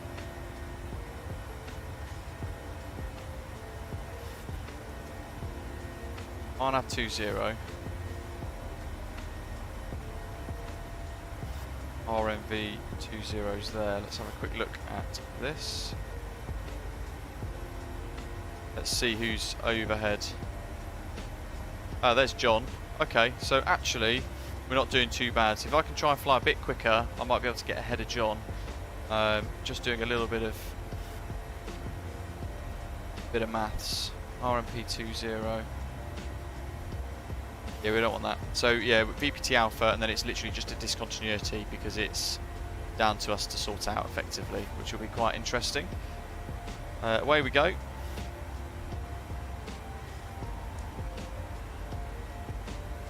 We'll do direct to a SAPI.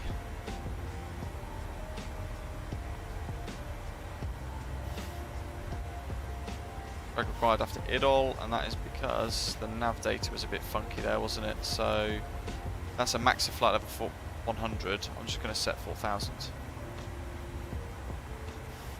Then it can recalculate everything like so.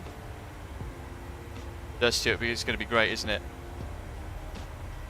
Ron, there you go. Just saw your question. How do you do a direct to on another waypoint? So all you need to do is find the one that you want. For example, Vanas. You click it, it'll go into the bottom, and then you click it into the top. And then when exec appears with the light above it, you can just hit exec and it'll go straight there. Now, if you wanted to do a direct to a random waypoint that wasn't included in here, it was somewhere else, then you can type it in, click it at the top, and it will then find that waypoint for you. So there's another way around it. 12, let's turn the lights off. Cabin is pressurizing normally. No warning lights.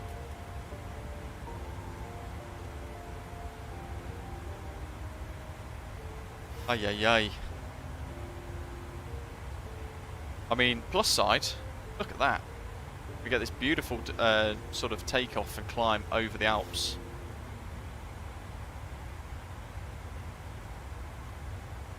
Matthew says, Asoba needs to release a checklist just for the sim. Absolutely.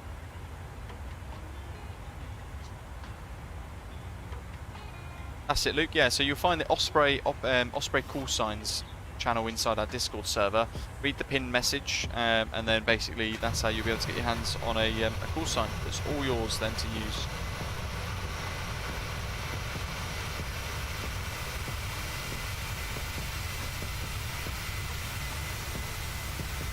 I mean, I don't want to jinx it, but do you reckon we're going to make it? I'm not convinced. That's off anyway. That's a good thing as another check.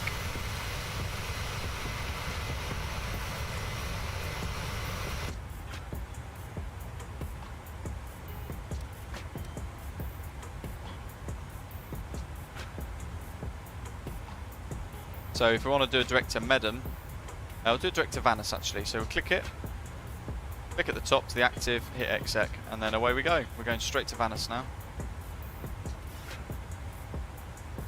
It's going to keep warning us about being required for needing some drag. It's showing there top of descent at 188 nautical miles as well. So we're almost there, to be fair. What we can do in the meantime, as we're climbing away, is work through the charts.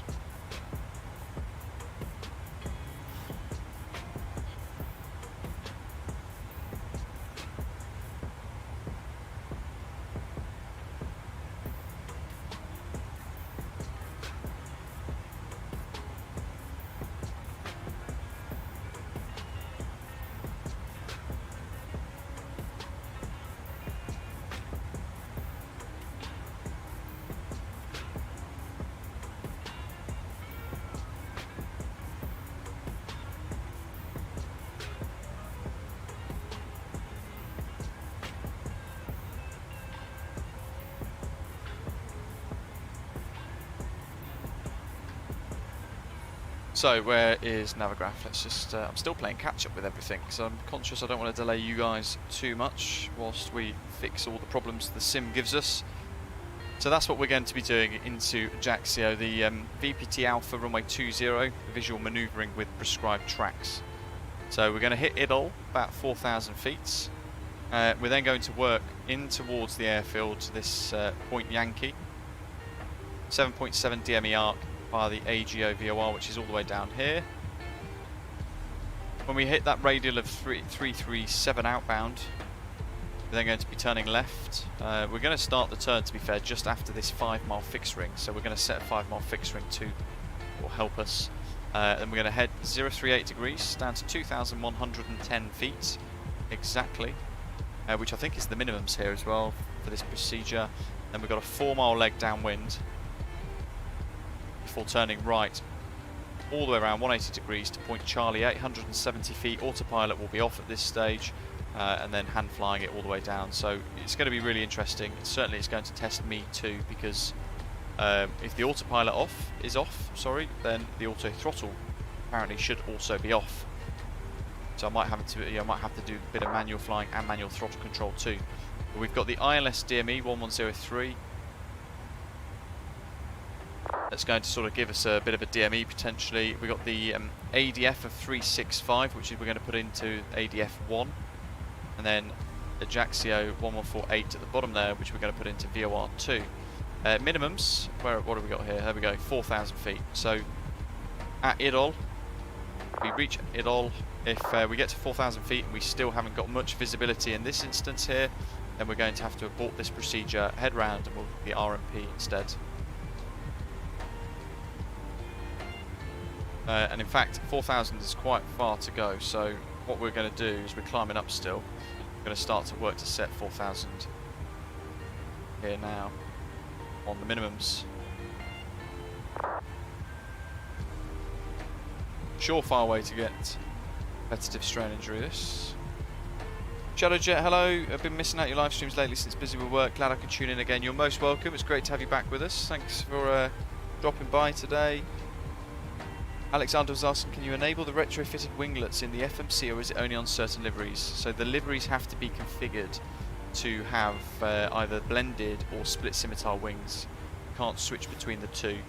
But all it is a texture file.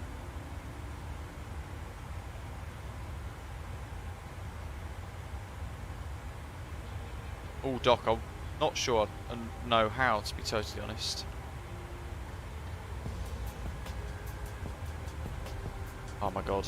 This is with the Airbus, you just go to the MCDU and you type 4,000 Barrow, job done. Here you've got to scroll all the way up. Need to give my finger a break, I think. Jesus. All the way up to 4,000. Look how long it takes. Yikes.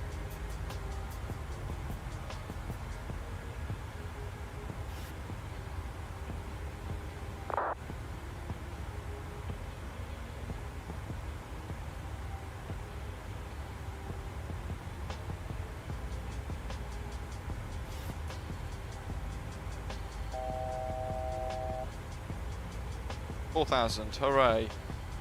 We're standard pressure as well. Let's go direct to VEVAR.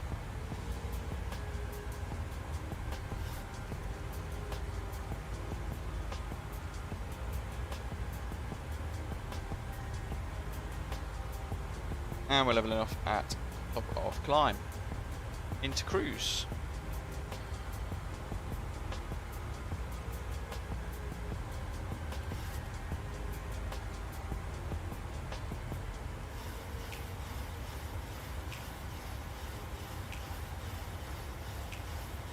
Sledge, I'm scrolling. So I've got the little, is it shift? You press and hold shift to make it quicker.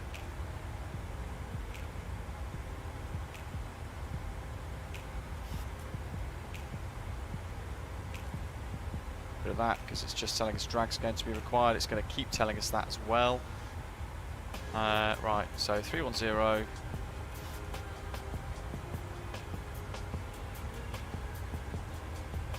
There's our heading mode. At least we're up and away again. Showing 70% of the way from Gatwick. Not that we went from there in the end.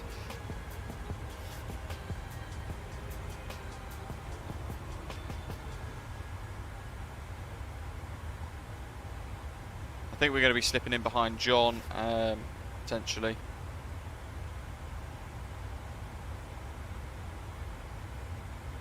Barso, colon. Might go direct colon actually. Actually, I'll go direct Barso. Like so. We draw a bit of a straight line then across.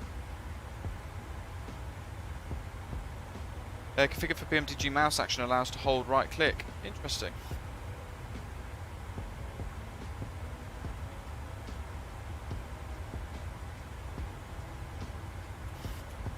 Yeah, I think the problem for me is if I hold if I click the mouse button to right click, the centre, it does free look lock mode, if that makes sense.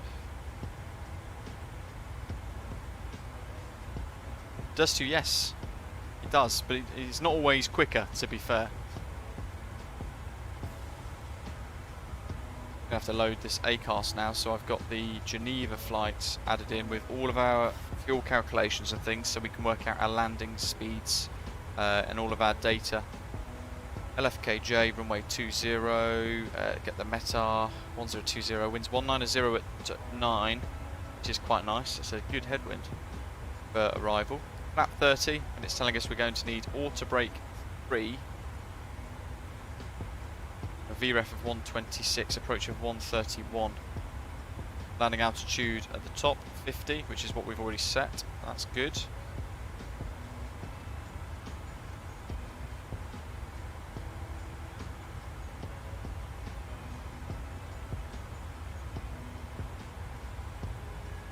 Good to know, Sledge, thanks.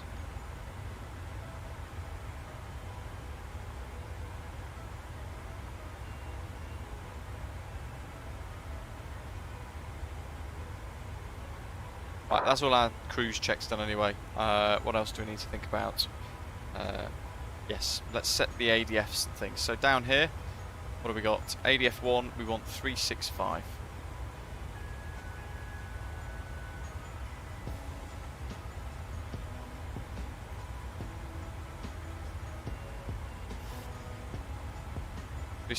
Let's flick it across. I'm going to put a fixed ring around. We do a fixed ring around AC. Let's see what happens here.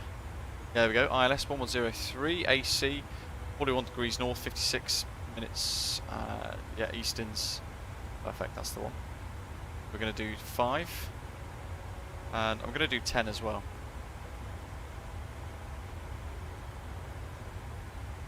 We've got 2 fixed rings added in. We can also add another fix, which is 7.7 DME arc AJO. So we go AJO for second fixed ring. We're going to get a right messy overlay here. And we want 7.7. I don't think it will allow me to do decimals.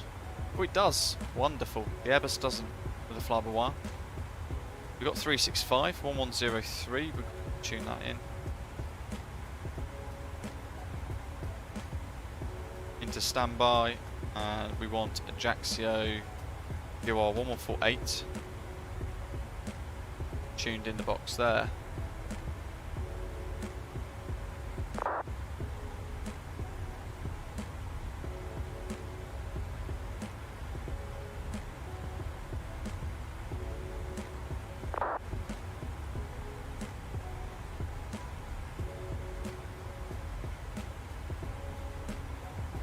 Pennywise asking, anyone else have, without failures on, a system hydraulic fuel quantity error?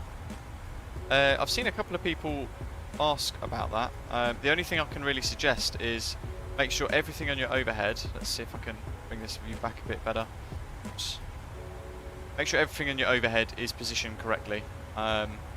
If you've missed anything, or if you've got, so for example, a guard there, alternate flaps not selected properly, just anything that might be off centre properly, you know, maybe not as it should be, especially these hydraulic pump section here, you're going to get some problems.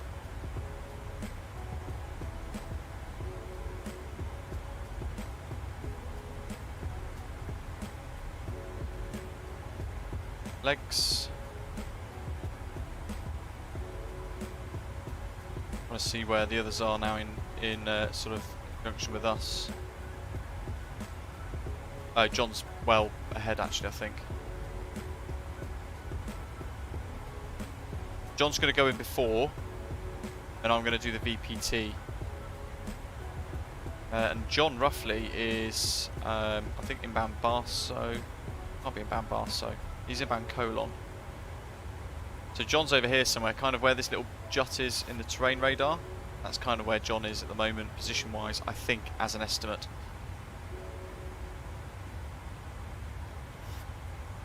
Sledge, nice. So you had to hand fly or hand manage the throttle. Very cool.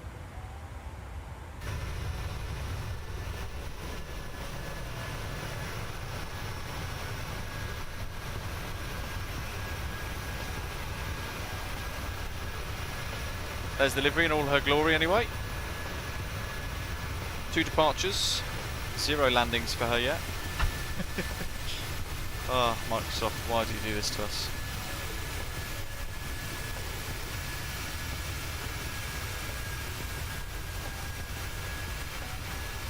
A lot of people reporting it, and some people suggesting it's a page file issue. I don't really understand how any of that works, to be totally honest. It's well above my sort of technological understanding of most things.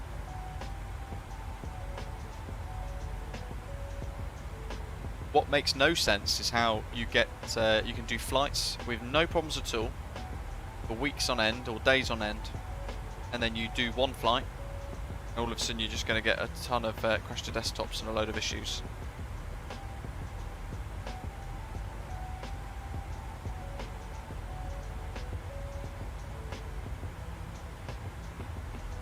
Oh, with failures off Sledge. Love it. Nothing more interesting than making it difficult. Badger's making his descent into Ajaccio. Roger Dodger. Where is our top of descent actually? It should be not far after Ibora. Should see it. That cruise, yeah, flight level 310, which is what we're at, so make sure that's correct. Top descent in 82 nautical miles. What we can do is, where is my sim brief flight briefing? Put us a couple of winds in perhaps.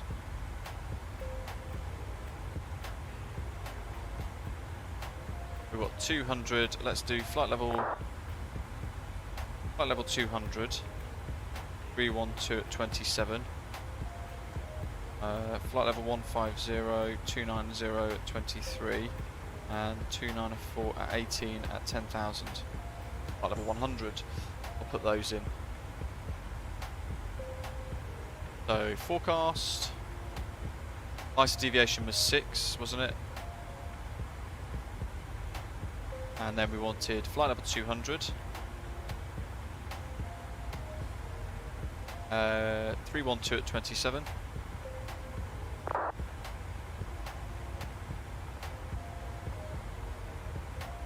Flight level 150.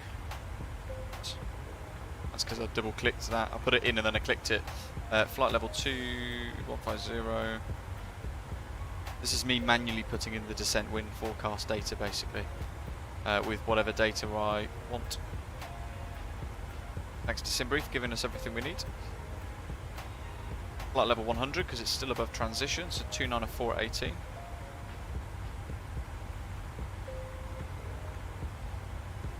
That'll do. Still tells us drag required after idle, but now actually it's brought our top of descent forwards to 69, 68 nautical miles from now actually. So we are whistling away. We're almost into our descent. Oh, I wonder if that's John. Could be. So if I now go direct Rockno.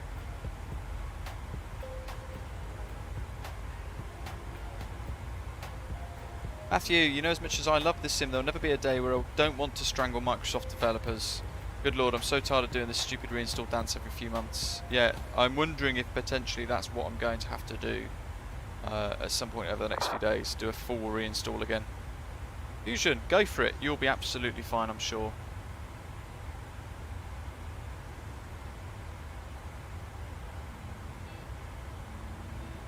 AJO, 156 nautical miles.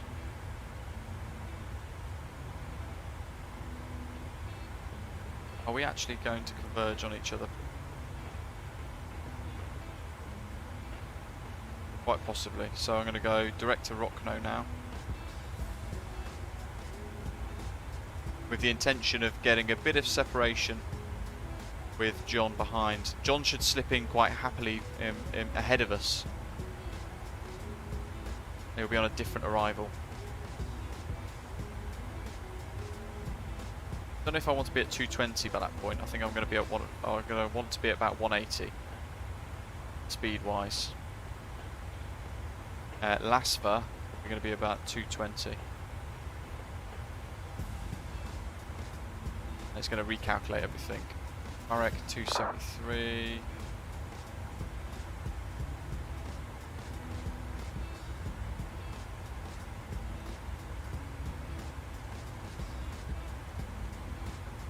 Okay, well that's kind of worked out. J-Bay, welcome. Shodan, if I may offer a bit of advice, re-crash to desktops, go for it. Oh, Peter's behind us in Osprey 3-2, gotcha.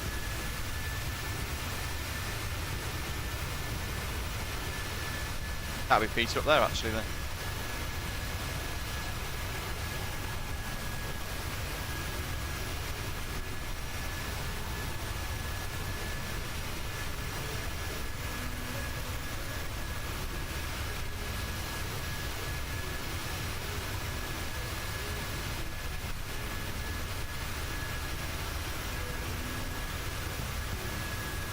Mem test, or not sure how I'd do that.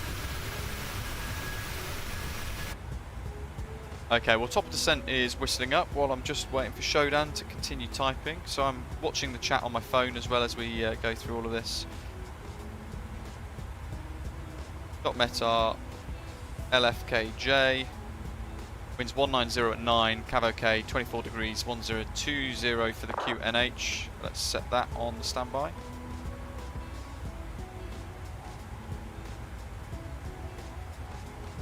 There's John actually in front at Bora, starting his descent. And we are kind of briefing for everything as well as we go. So on Navigraph, we'll go into this quickly. That's not the correct one. There we go. So we're going to come in via Varek, descending down to Lasva, then Idol, initial approach fix. If you're on the Negat to November arrival, but we're not. We're going to be between flight level 100 and 4,000, max 220 knots at Idol at that point. Now I've selected in the constraints to go to just 4,000 feet, and I've also then changed the constraint to 180 knots because I want to be nice and slow, because at Idol, that little crest of the land there, little jut in the land that we're going to see, we're going straight into this EPT Alpha, so we're going to be in heading select mode, descending down to 3,000 feet, or 2,110 in fact. 093 degrees, then 038 degrees intercepting this outbound 337 radial. Yeah, it's going to be really busy. Set 202 here. Just so I've got a cue for runway course in my face as I'm flying.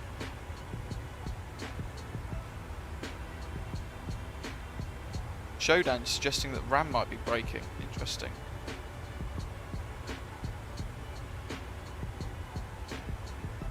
Yeah, I mean, hopefully, if you're in our Discord server, folks, do put that information in there because I'll be able to sort of process it and go through it a little bit better post-stream. I'll be very grateful of that.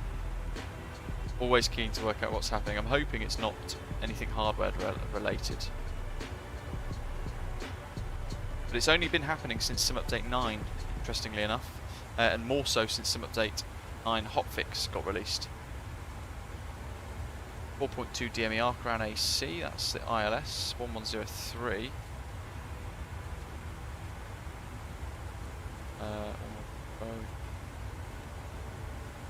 B.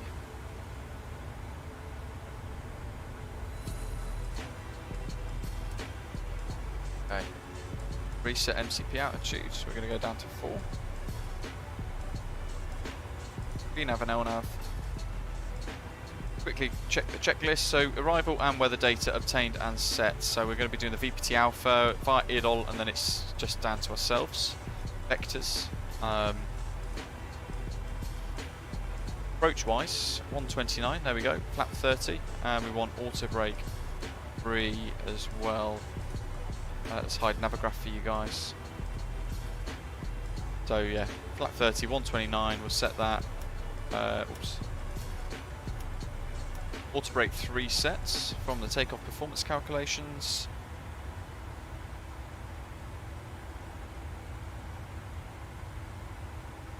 And the checklist.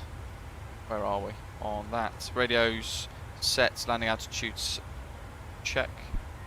50 feet. Lock ILS frequency and course set. Wing engine anti-ice as required. MCP reset altitude.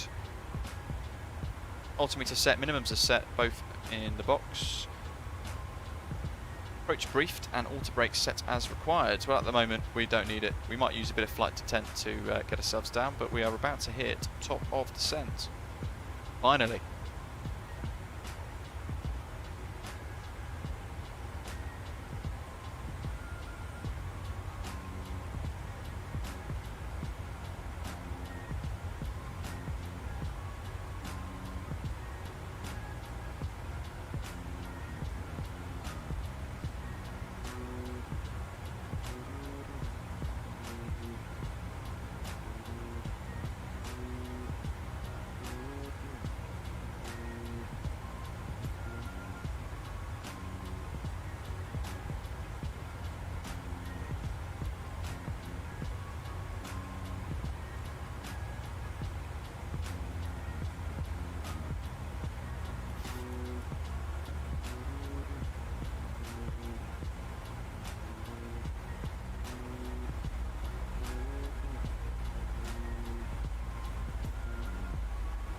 For all the issues we've had today, hopefully you guys have been enjoying the live stream.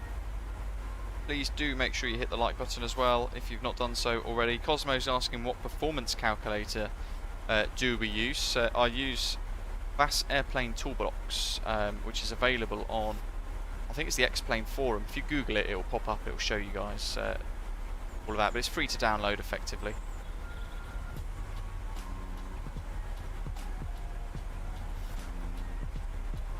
Barracks there. And we've got 95 DME to Ajaccio. Christopher, sadly not. Sadly not. I think I'll need you guys to go on and ask them when I'm going to be able to preview it. Get you to strong arm them.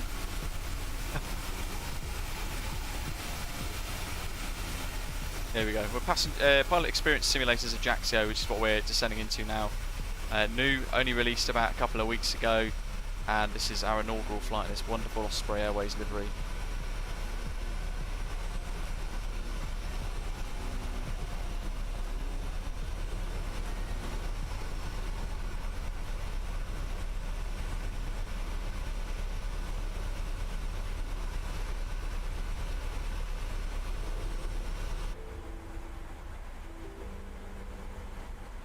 First time doing this, so I'm not sure how it's going to go in this aeroplane. J-Bay, yes. A couple of buttons, and away you go. Although, some people like that. I do like that sometimes as well. It's nice to have a bit of simplicity, because it allows you to then sort of appreciate other things outside of the aeroplane within the sim. It's a wider experience, I guess. Now that's good, they're good.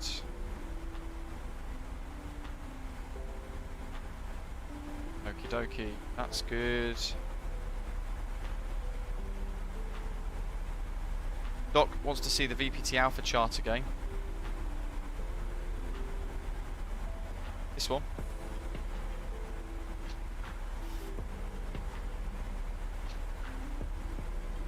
You see our fixed rings coming into view now on the nav display. Those two little green dashed lines. It's showing us a banana as well, showing we're going to be at IDOL at 4,000 as well, which is pretty good. But I don't know how well that is going to account for reductions in speed. In fact, last foot we're going to be at 4,000. Perfect. I'd imagine we're going to do a little bit of work with flight detent. That to 30. Right, so yeah, the Navigraph screen. Basically, we're going to go heading mode 093 at IDOL, and we're going to be working to reduce our speed. On this downwind leg where it says 4 miles, we're going to look to fully configure the aeroplane, so it's going to be gear down. And just before we turn base, it's going to be flap 30, and then everything else is going to be ready to go. So all we're going to have to do at that stage, max 180 knots in that final turn, it's going to be autopilot off, auto throttle off, and we're going to hand fly the latter stage of this VPT Alpha approach. We could hand fly the entire thing, to be honest, if we wanted to really challenge ourselves. But I kind of want to see how it all works with heading mode being used constantly with the aeroplane.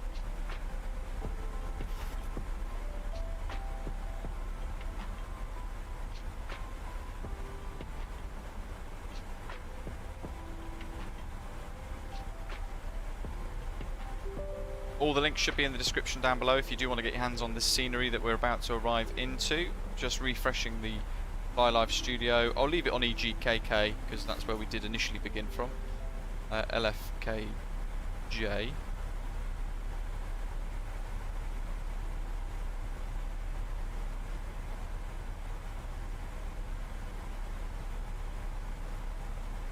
Cool, let's use a little bit of drag. Let's go flight detent. You can see the speed creeping up away there.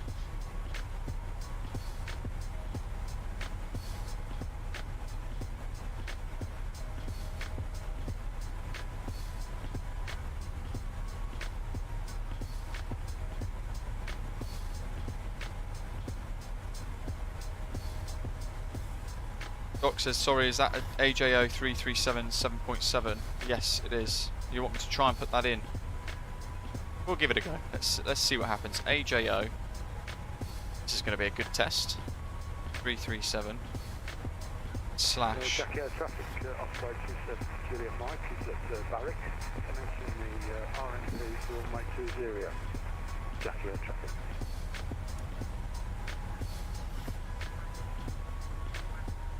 Let's see what happens. Idol.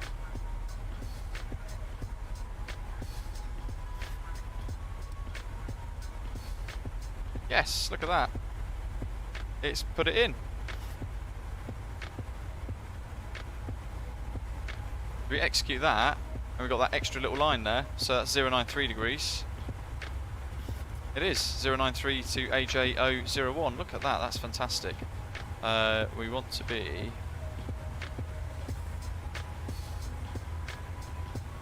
that's interesting. The speed constraint there has dropped down to 134, suggested at idle, but we don't want that. AJO wants 2110.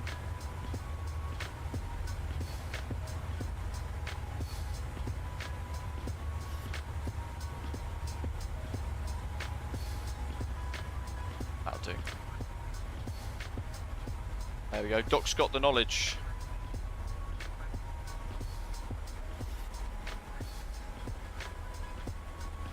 Hey, welcome. Showdown, thank you, buddy. Really appreciate that.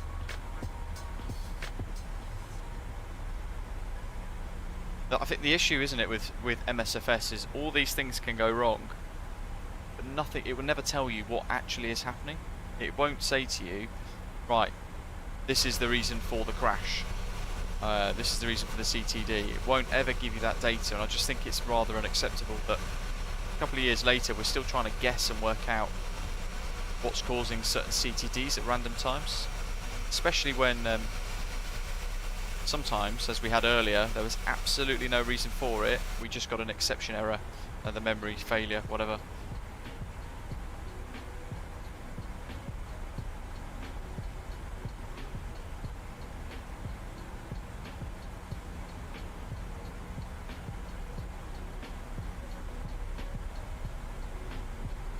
Doc, how would you put in these additional custom waypoints then? We've done that one, AJO 7.7. How would we then do that for this one? Because there's nothing really to use as a reference.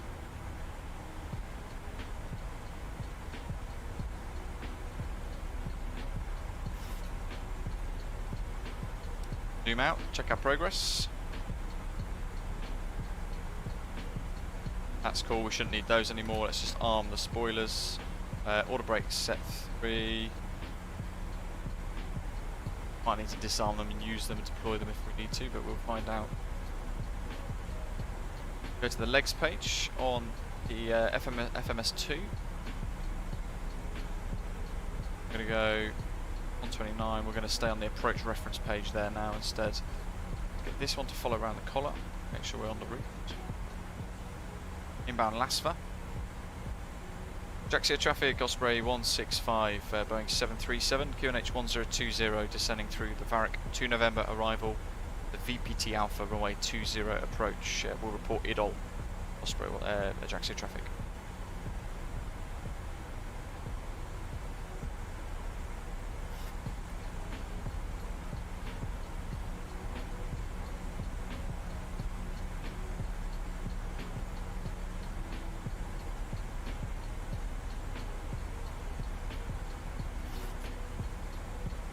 I've clicked overlay, I can't see anything.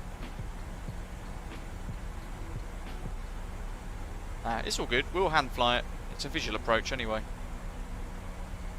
Also added some more info about using hardware monitoring utility to track some important hardware data while you're flying MSFS to help track down other potential issues with your PC.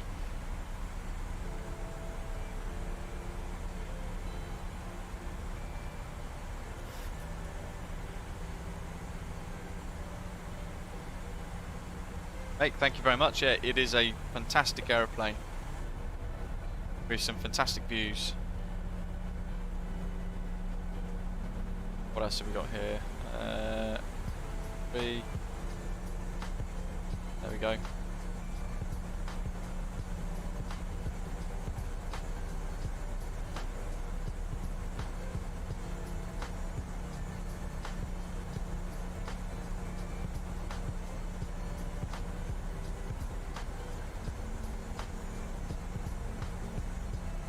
Should be now below 10. In fact, there we go, there's 10. Descending now towards Ajaccio. That little tip there is IDOL, so the airport's just concealed behind these sort of mountains and the little ridges there, the hills. But in the meantime, I want to go landing lights on, runway turn lights on. I'm going to go seatbelts on proper. And the crew will get a double ding. That's not on. Plus, we're rushing to get everything else sorted out because of the crash to desktop. 4,000's minimum, so we're not going to put anything below that initially. That on. Okay, well, we're certainly looking like we're on profile here.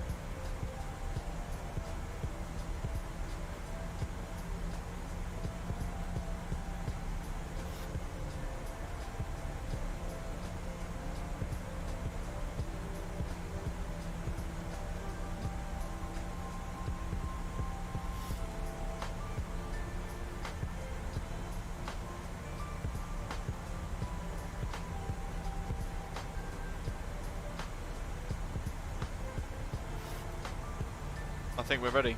All we've got to do now is get her on the ground. I can't see John on the TCAS, but he's going to be further up here somewhere. What we got this range on is 40 miles at the moment.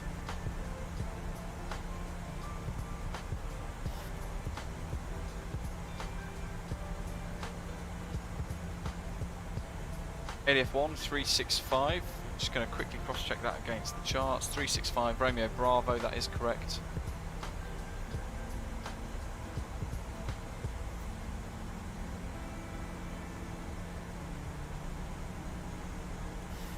As I was saying, as we left Gatwick, this is what Pilot Experience Sim have explained. This is their, as they've stated, their best scenery ever released. So very exciting, and I'm hoping it's as good as it sounds.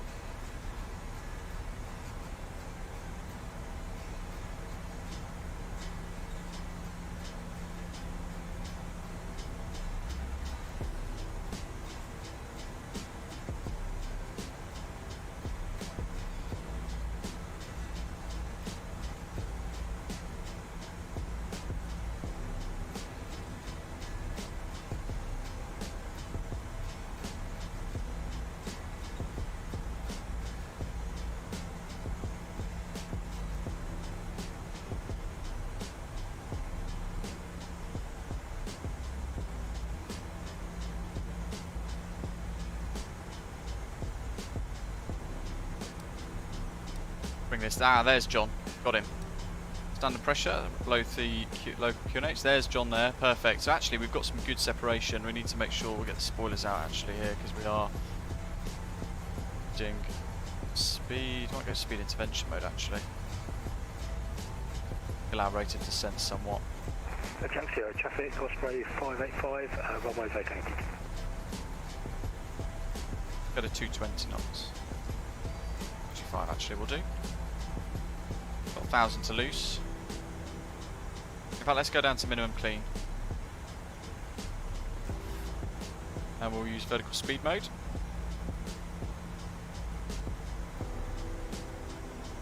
We'll continue the descent down at the same time as everything else. Andy, time to get the speedos out. The Aussie bums. Here we go. Right, let's bring this in. We're going to need to see as much as we can. We've got. Let's deploy the spoilers. Let's get the speed right off, shall we? We're going to set 180.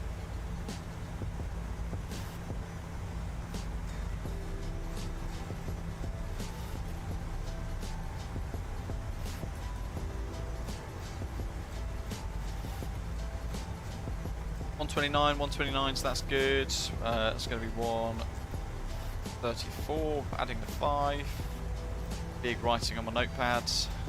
I can't miss it. Get rid of the music, don't need it, it's in the way.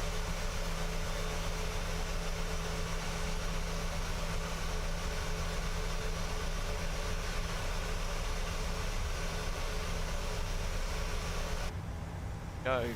4,000. Oh my god, it's just done it again. Flight simulator.exe, but look, it's still flying. Minimums. So we're still flying, but I've just had that kernel memory failure again.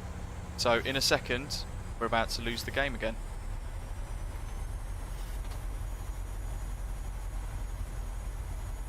Unbelievable. Try and get a screenshot of this.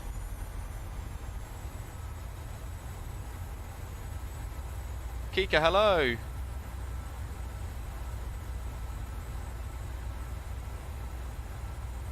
So any second now, we're going to lose the sim.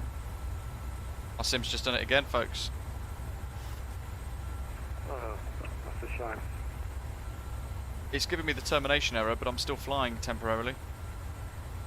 Oh, nice one. Well, go for it then.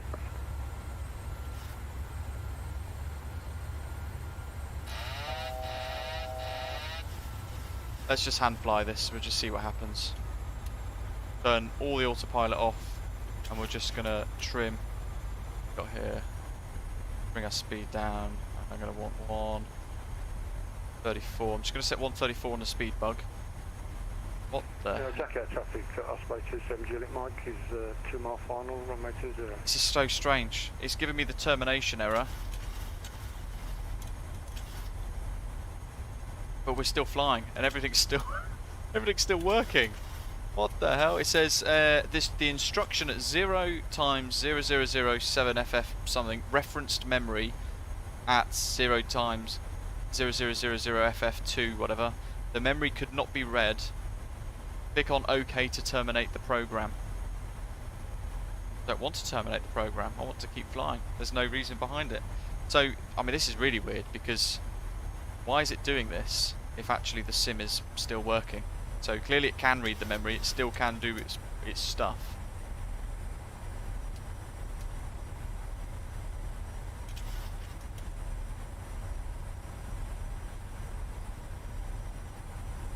Ajaccio traffic, Osprey 165, inbound BPT Alpha, visual approach, runway 20.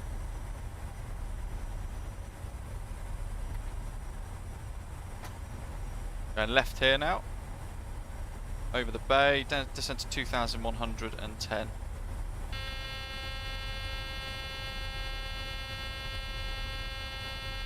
That's because we've gone flaps 15 by accident, my bad.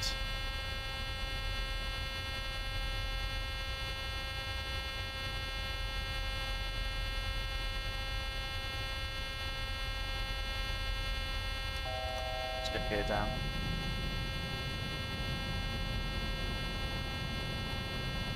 038, which is about here.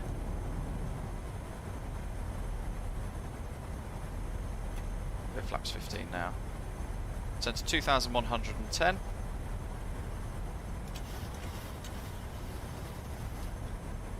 Because we've also lost things like 2500. flight directors and things. Ajaccio traffic Osprey 27, unit mark vacated, runway 20. Chris, welcome aboard. Does it say AMD server error? It doesn't. It just says flight simulator.exe application error.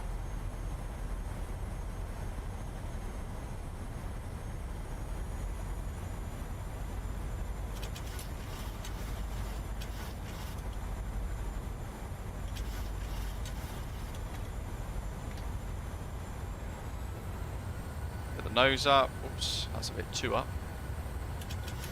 Make sure we retrim this.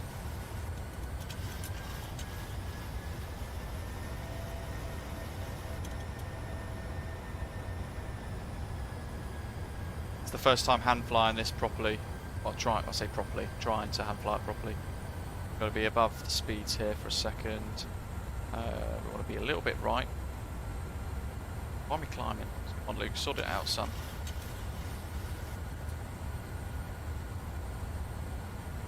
I keep looking at the memory reference failure, so I think it's throwing me off a little bit, making me freak out, thinking we're going to get it just solid off on us any second.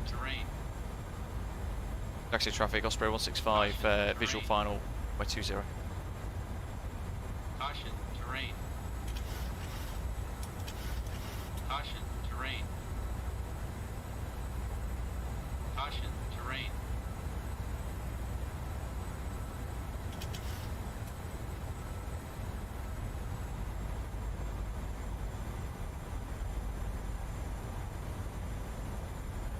The beauty of the Airbus, you could just set the turn like this, and then you can let go. In the Boeing, it will start to reset itself. We don't really want. Here's some of the lakes, and I think from memory we want to be. Oops. Caution, terrain. Caution, terrain. Turn the terrain here, inhibit off a second. Caution, terrain. There's the airport. Caution, terrain. Yeah, because I remember we line up over the lakes here. Caution, terrain. Caution, terrain. I'm pretty sure I've just inhibited this, but turn it all off. Look at that, there we go, that's working out quite nicely. J-Bay, yeah, but again, what weird thing though, because it shows that the computer's fine. The sim is just bugging out for some reason with some sort of memory issue. And then it's terminating it if I click OK. Or even X, if I click X, which is what I did before when we were flying. I clicked X and it crashed to desktop.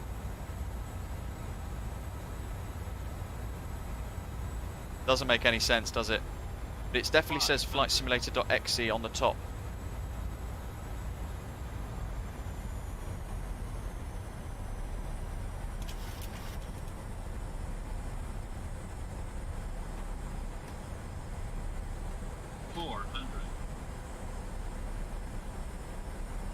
Oh my god.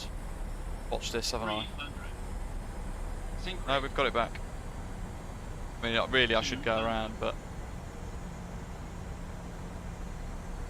No. 100. Osprey 165 going around. Stable approach. That's soft toga.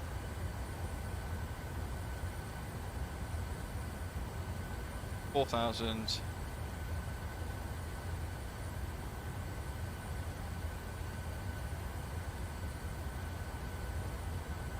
Heading select. Flight directors on.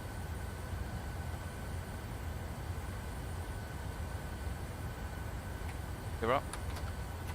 About 15. Make sure I've got everything else sorted. Just need to recycle that, I think. Select mode.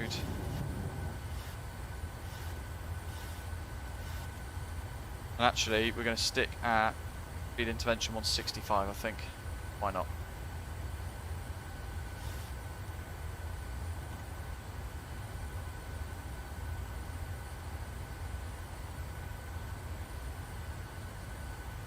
Blue, too high and unstable.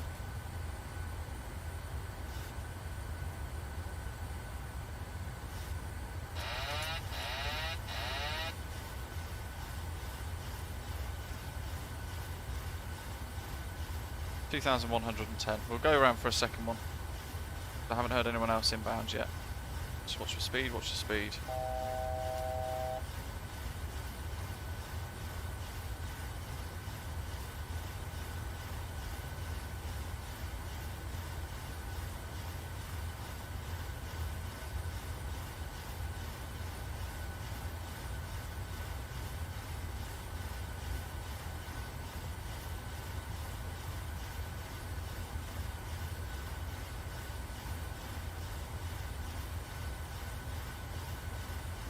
Got V speeds back.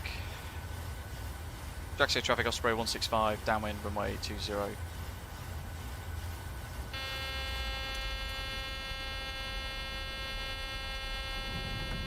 get gear down, shut this up for a minute. Yeah, Blackness, it is auto throttle. We were climbing out without auto throttle on, so I left us like a soft go around setting on, which wasn't full. That makes sense.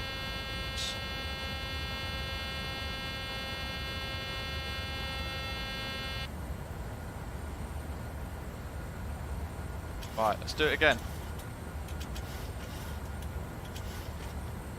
65, we want 134.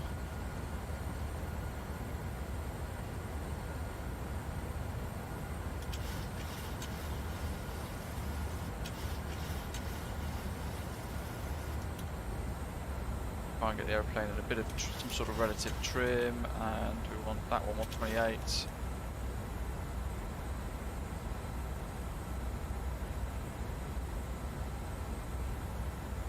So gear down.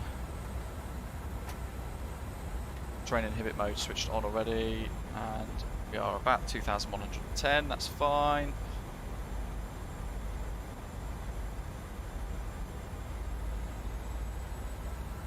Go down to our final approach speeds, capture that. Weird having that little pop-up message on my screen, knowing that any second it could, if I knock it, especially by accident, then it's all over again.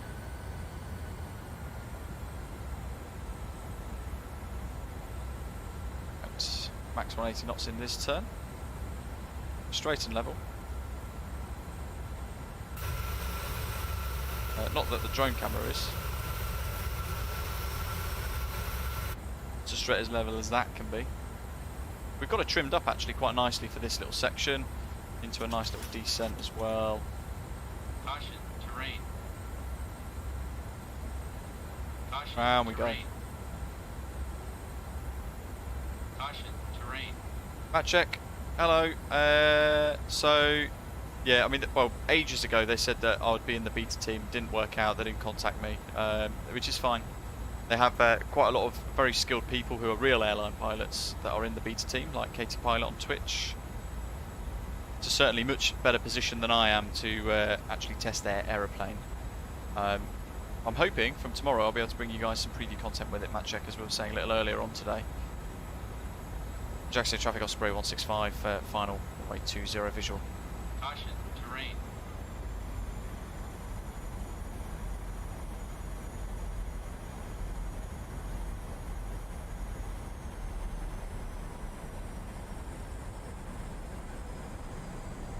Caution, terrain. Caution, terrain. Caution, terrain.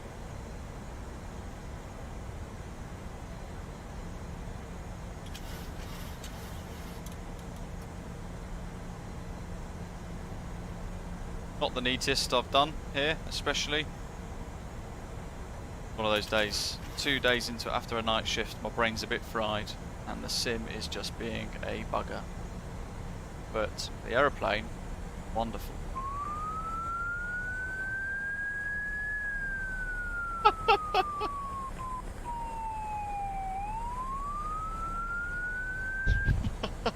I think I need a. This is looking a bit more stable.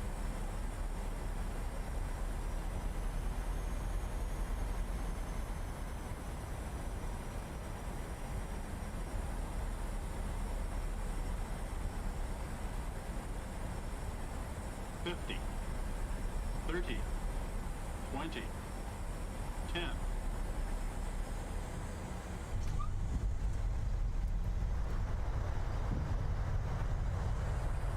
There we go, 262, 1.05 knots, G, that'll do.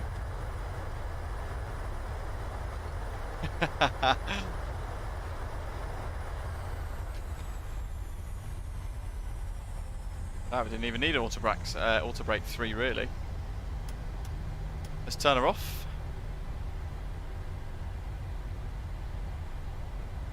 Okay, at Alpha. The new Pilot Experience Sim Ajaccio Airport scenery.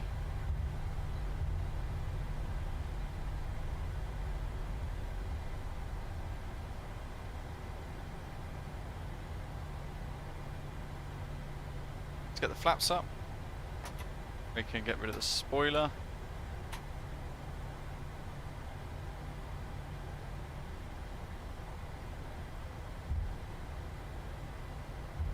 Off we go. Have a look at this new scenery for the first time. Oh, I mean, we're lucky we made it. To be fair, we are lucky we made it. What on earth has been happening today? Bizarre. Never known anything like it. Actually, traffic Osprey 165 vacated.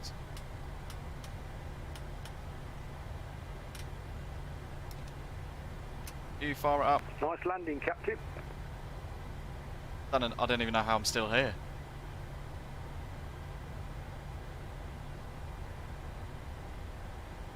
Andy, cheers, buddy. J Bay, everyone else as well. Enjoying the sirens in the live chats. Wow, I mean this looks pretty good from here, from a distance. It looks quite nice. Blue might need a bit of investigation there on the texturing, but the terminal facility looks very good.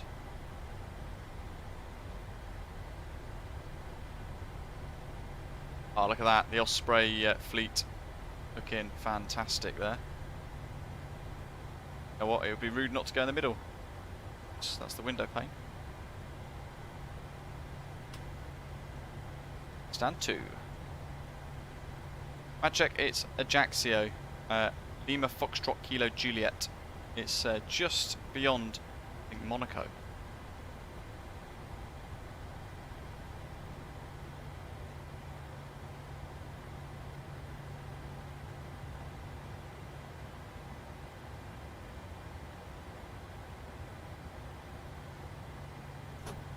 Couple of flags waving over there as well, which we can see.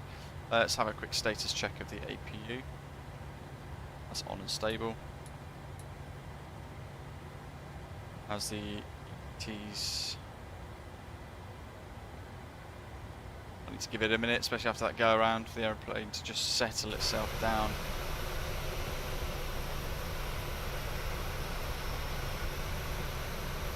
It's got a little fleet of Ospreys.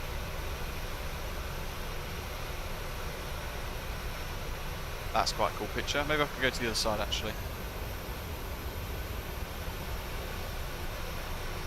Flickering textures on the side of the terminal there, interesting.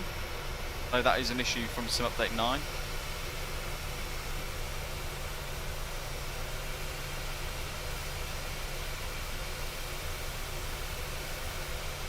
I reckon I can come forward a little bit more.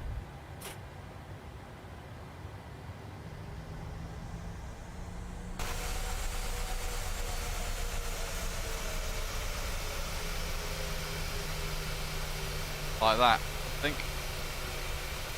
Yes. Much better. It looks very cool, doesn't it? Right, so we get the engines shut down. APU can go on bleed. Axle, let's just go off. Off. Which I'll monitor everything. And also, let's do steps. So we can go menu, FS actions, ground surfaces. I'm going to change in a second to this once the engines have spooled down enough. Mad check, nice stuff. Go for it. It's weird seeing this error message, application error. Click OK to terminate the program for Microsoft Flight Simulator, but we're still flying, we're still doing stuff. It's really weird. Really, really weird. We need the N2 to come down here, the second stage compressor. Once that gets to about 1, I think, the FMS activates.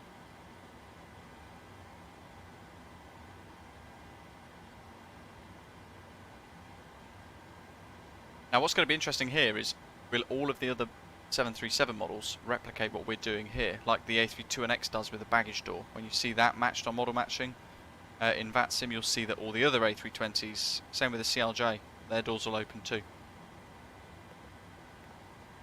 Not there yet. 2.1. Set some chocks. We want to go to passengers. Yeah, stairs. Air stairs extend. So let's go round to the correct side of the aeroplane. Try using DDU might help with it. What's that?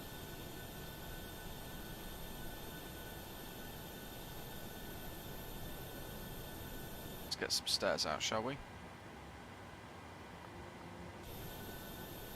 Love this animation.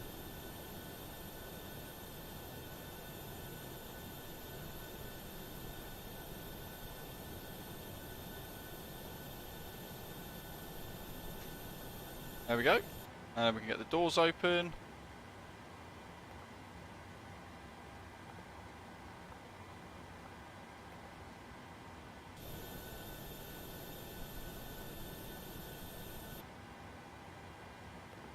Stuff. APU gens on. Lead. That. Open isolation valve. Collision light needs to go off. Turn these off. Okay, let's have a little look at this scenery then, shall we, folks? So, what have we got here? Pilot Experience Sim Ajaccio for Microsoft Flight Simulator. Let me sort out this drone camera as well, because it's changed the speed and things. Thought I could make you guys too dizzy with planning around and speeding around the airport. A little bit of flickering textures we noticed at the start, but actually it seems to have settled down a little bit now as well. Glass. The heck was that? I hit that pole and went to the top of it. The glass looks a little bit well, average, especially when you come up close. Textures here actually aren't that great, but all in all, like, I mean, they said this is their best scenery yet. Still got quite a lot to go and see. Interior wise, there's a little bit, to be honest, but when it looks like this, maybe it's probably not worth them bothering. Strange flooring texture as well, but they have then gone to the detail of adding in really nice bag signs.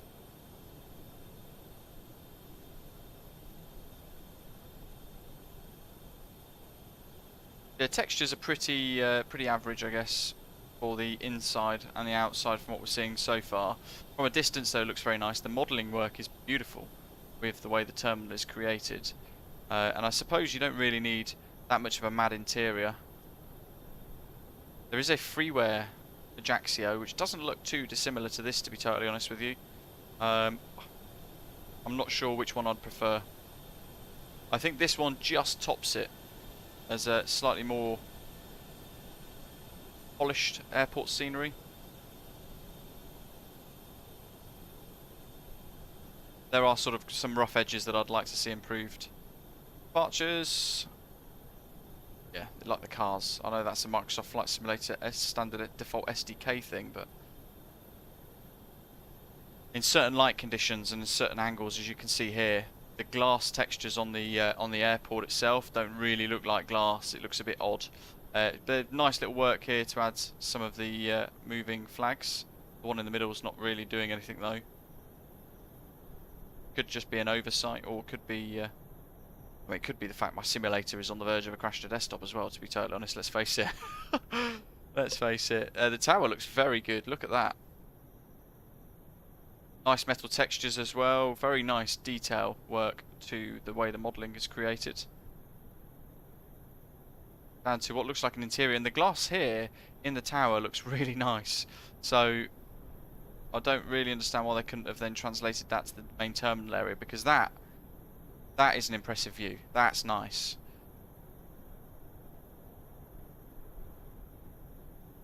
And it shows you actually from here, it makes the airport look phenomenally nice. Cargo apron down on the far side with a hangar as well. Very cool. Great viewpoint.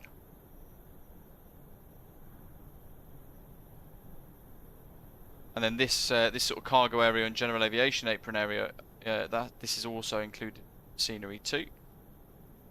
And they've done bits around the island to kind of polish it and make sure the photogrammetry is just a bit smoother, that a little bit better.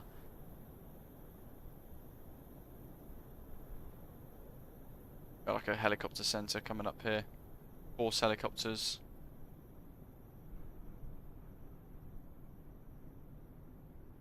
And La Poste. Mailing centre, delivery centre.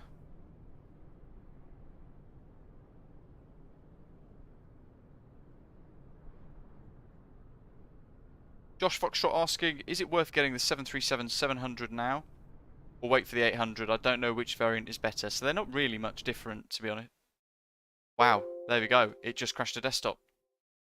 So it just decided to die anyway. Makes no sense at all, does it?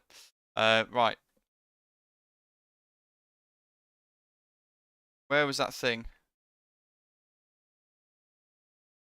that somebody mentioned a little earlier on? I wonder if we could do some actual stuff.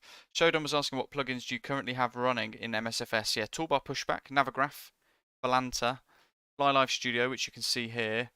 There's the error, folks. Have a good look at that. Landing rate monitor with FSUI PC7, so I wonder if it could be something to do that too. What else? Yeah, your flight sim has failed successfully. Pretty much. How strange. Trying to find the thing about that Shodan's put into the live chat here, just to kind of work it out, and wonder if we can do something while we're live to actually do a bit of troubleshooting of things. Let's go. Got a bit of music going again. Discord. Boom.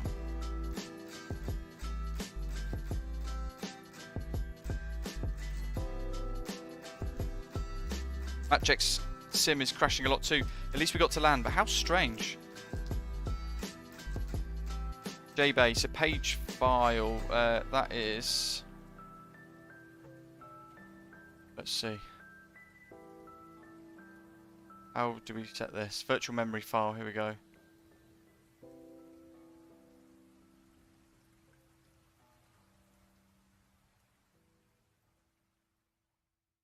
Virtual memory, wasn't it? Virtual memory.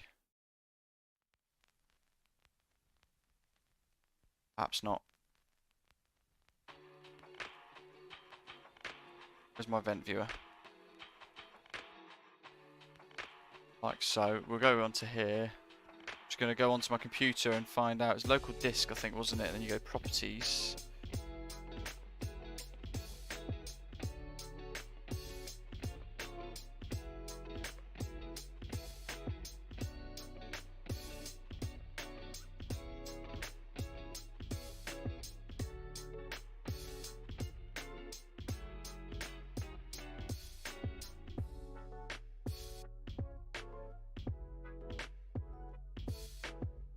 Matai says, I doubt it's a memory issue, as I also did a mem test 86 and had no errors returned. Josh, well, I've never flown on any, to be totally honest. Weird. I mean, basically today I've had 3 crash to desktops out of nowhere, which is really, really, really rare. It never happens. Custom views, where is it? Application service logs. Right, there we go. Find. Flight simulator. Jesus, what's all this?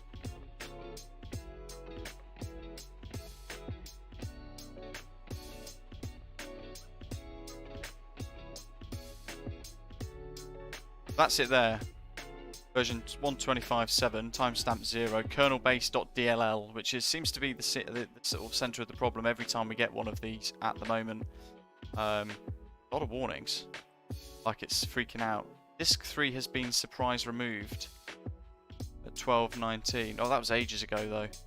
That was pre-stream, as I was setting up. Crashed a desktop there.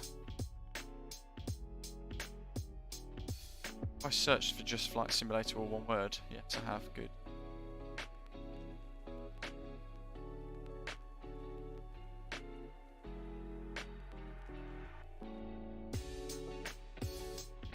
From Properties, choose Advanced System Settings. Right-click this PC, choose Property.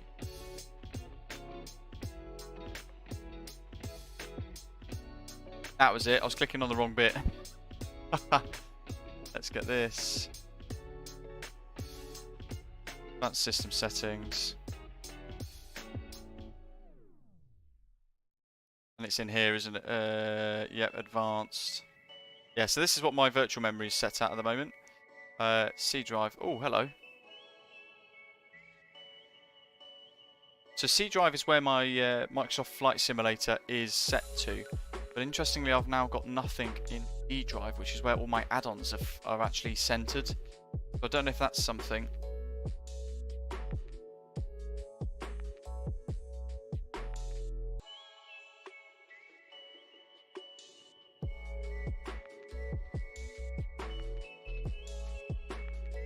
Perhaps I need to go back to just automatically managing, because I've had this set since October 2019, back in when Flight Sim was first released, MSFS, and everyone was saying do the page file size thing. But I've changed nothing. It's showing there total paging file size for all drives currently allocated 49152.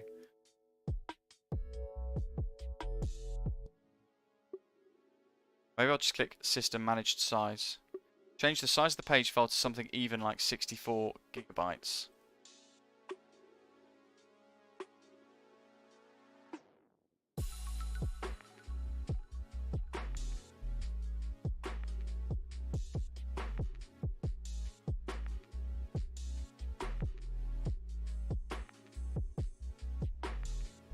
Okay, well let's do, I don't know, 38400.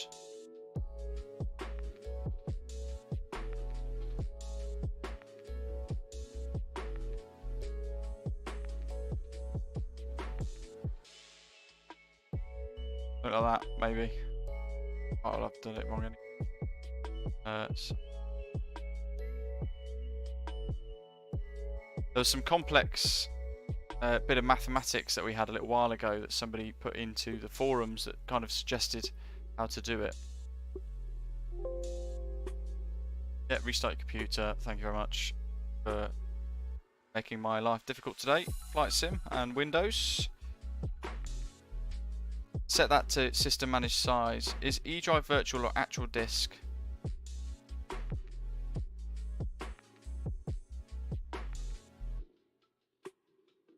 Then you should do memtest86. How do we do memtest86? Let's do it. I love the fact you guys are still here. Memtest86 official site ARM memory testing. Is it free? Oops, wrong one. Memtest 86. Download. Free.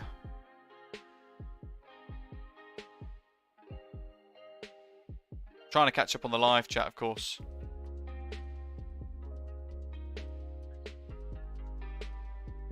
And hopefully, Shodan, go to Discord quick. I'm on it. I'm trying to find your message.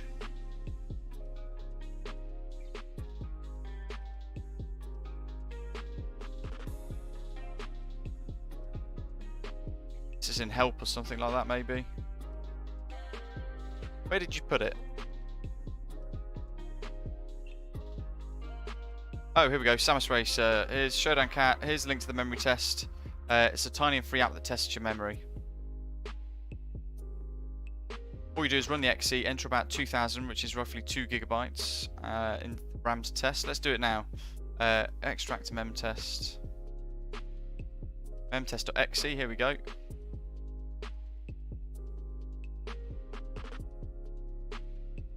Enter megabytes of RAM. Start testing. So start the test, then open additional .exe instances of memtest, each with 2 gig to test, and repeat this until you have as many memtest instances running as are necessary to use up most of your system RAM. Reduce the final instance to whatever RAM you need to use it all up. Ideally, only go to about 1 gig of available RAM.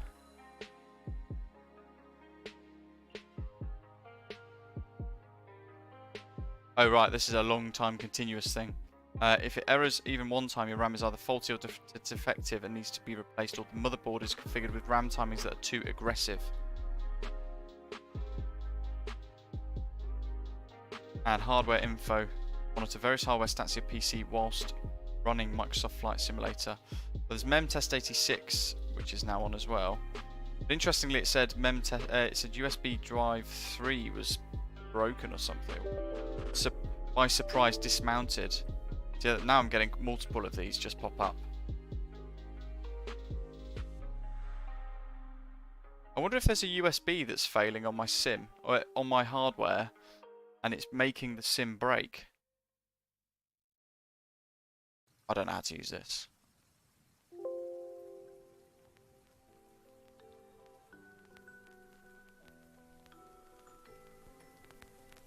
Right, well, I'll figure that out as well.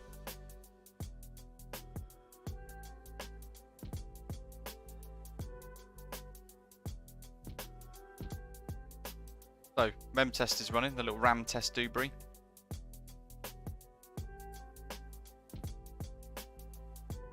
That's all good. We'll leave that like that.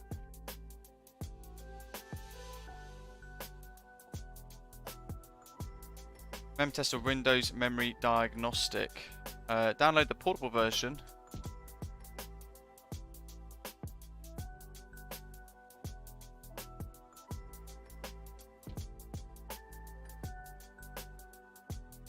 Jodan, yeah, no worries. Cheers, buddy. I'll leave this running as you've mentioned here, and I'll set up a couple more. Yeah, we'll continue off stream because you guys don't want to see some pointless random screen all the time. If you want to get stuck into flying the PMDG 737, then once you've purchased it, if you want to look at some tutorials and things, head to our website, britishAvgeek.com. I'll show you guys the website if you've never seen it before. Here she is. Links to the merchandise store, a couple of bits of information everywhere. Go to tutorials and you click PMDG 737. Oops, through the ads. I haven't got an ad blocker on Edge. You can find the complete tutorial playlist link here. If you scroll down, you then get all of the different tutorial videos that we've done so far on the channel as well, all the way through to the SimBrief integration as well. And then at the very bottom, you'll find the normal checklist that I've created, and you guys can download it all free from there. Similarly, if you want to join Osprey Airways, you can click the link.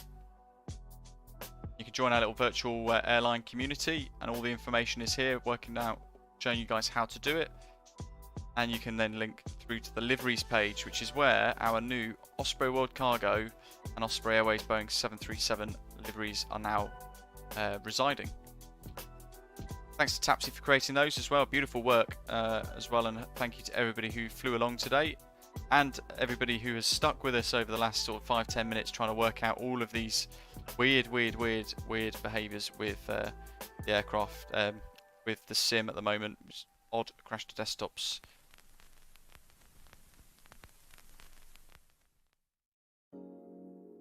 Tomorrow, hopefully, we have a better day. Bit odd today's behaviour. I've never experienced anything like this in the sim. It's really strange. But yeah, hopefully we'll have a bit more of a stable day tomorrow, and we're going to, well, do one of two things.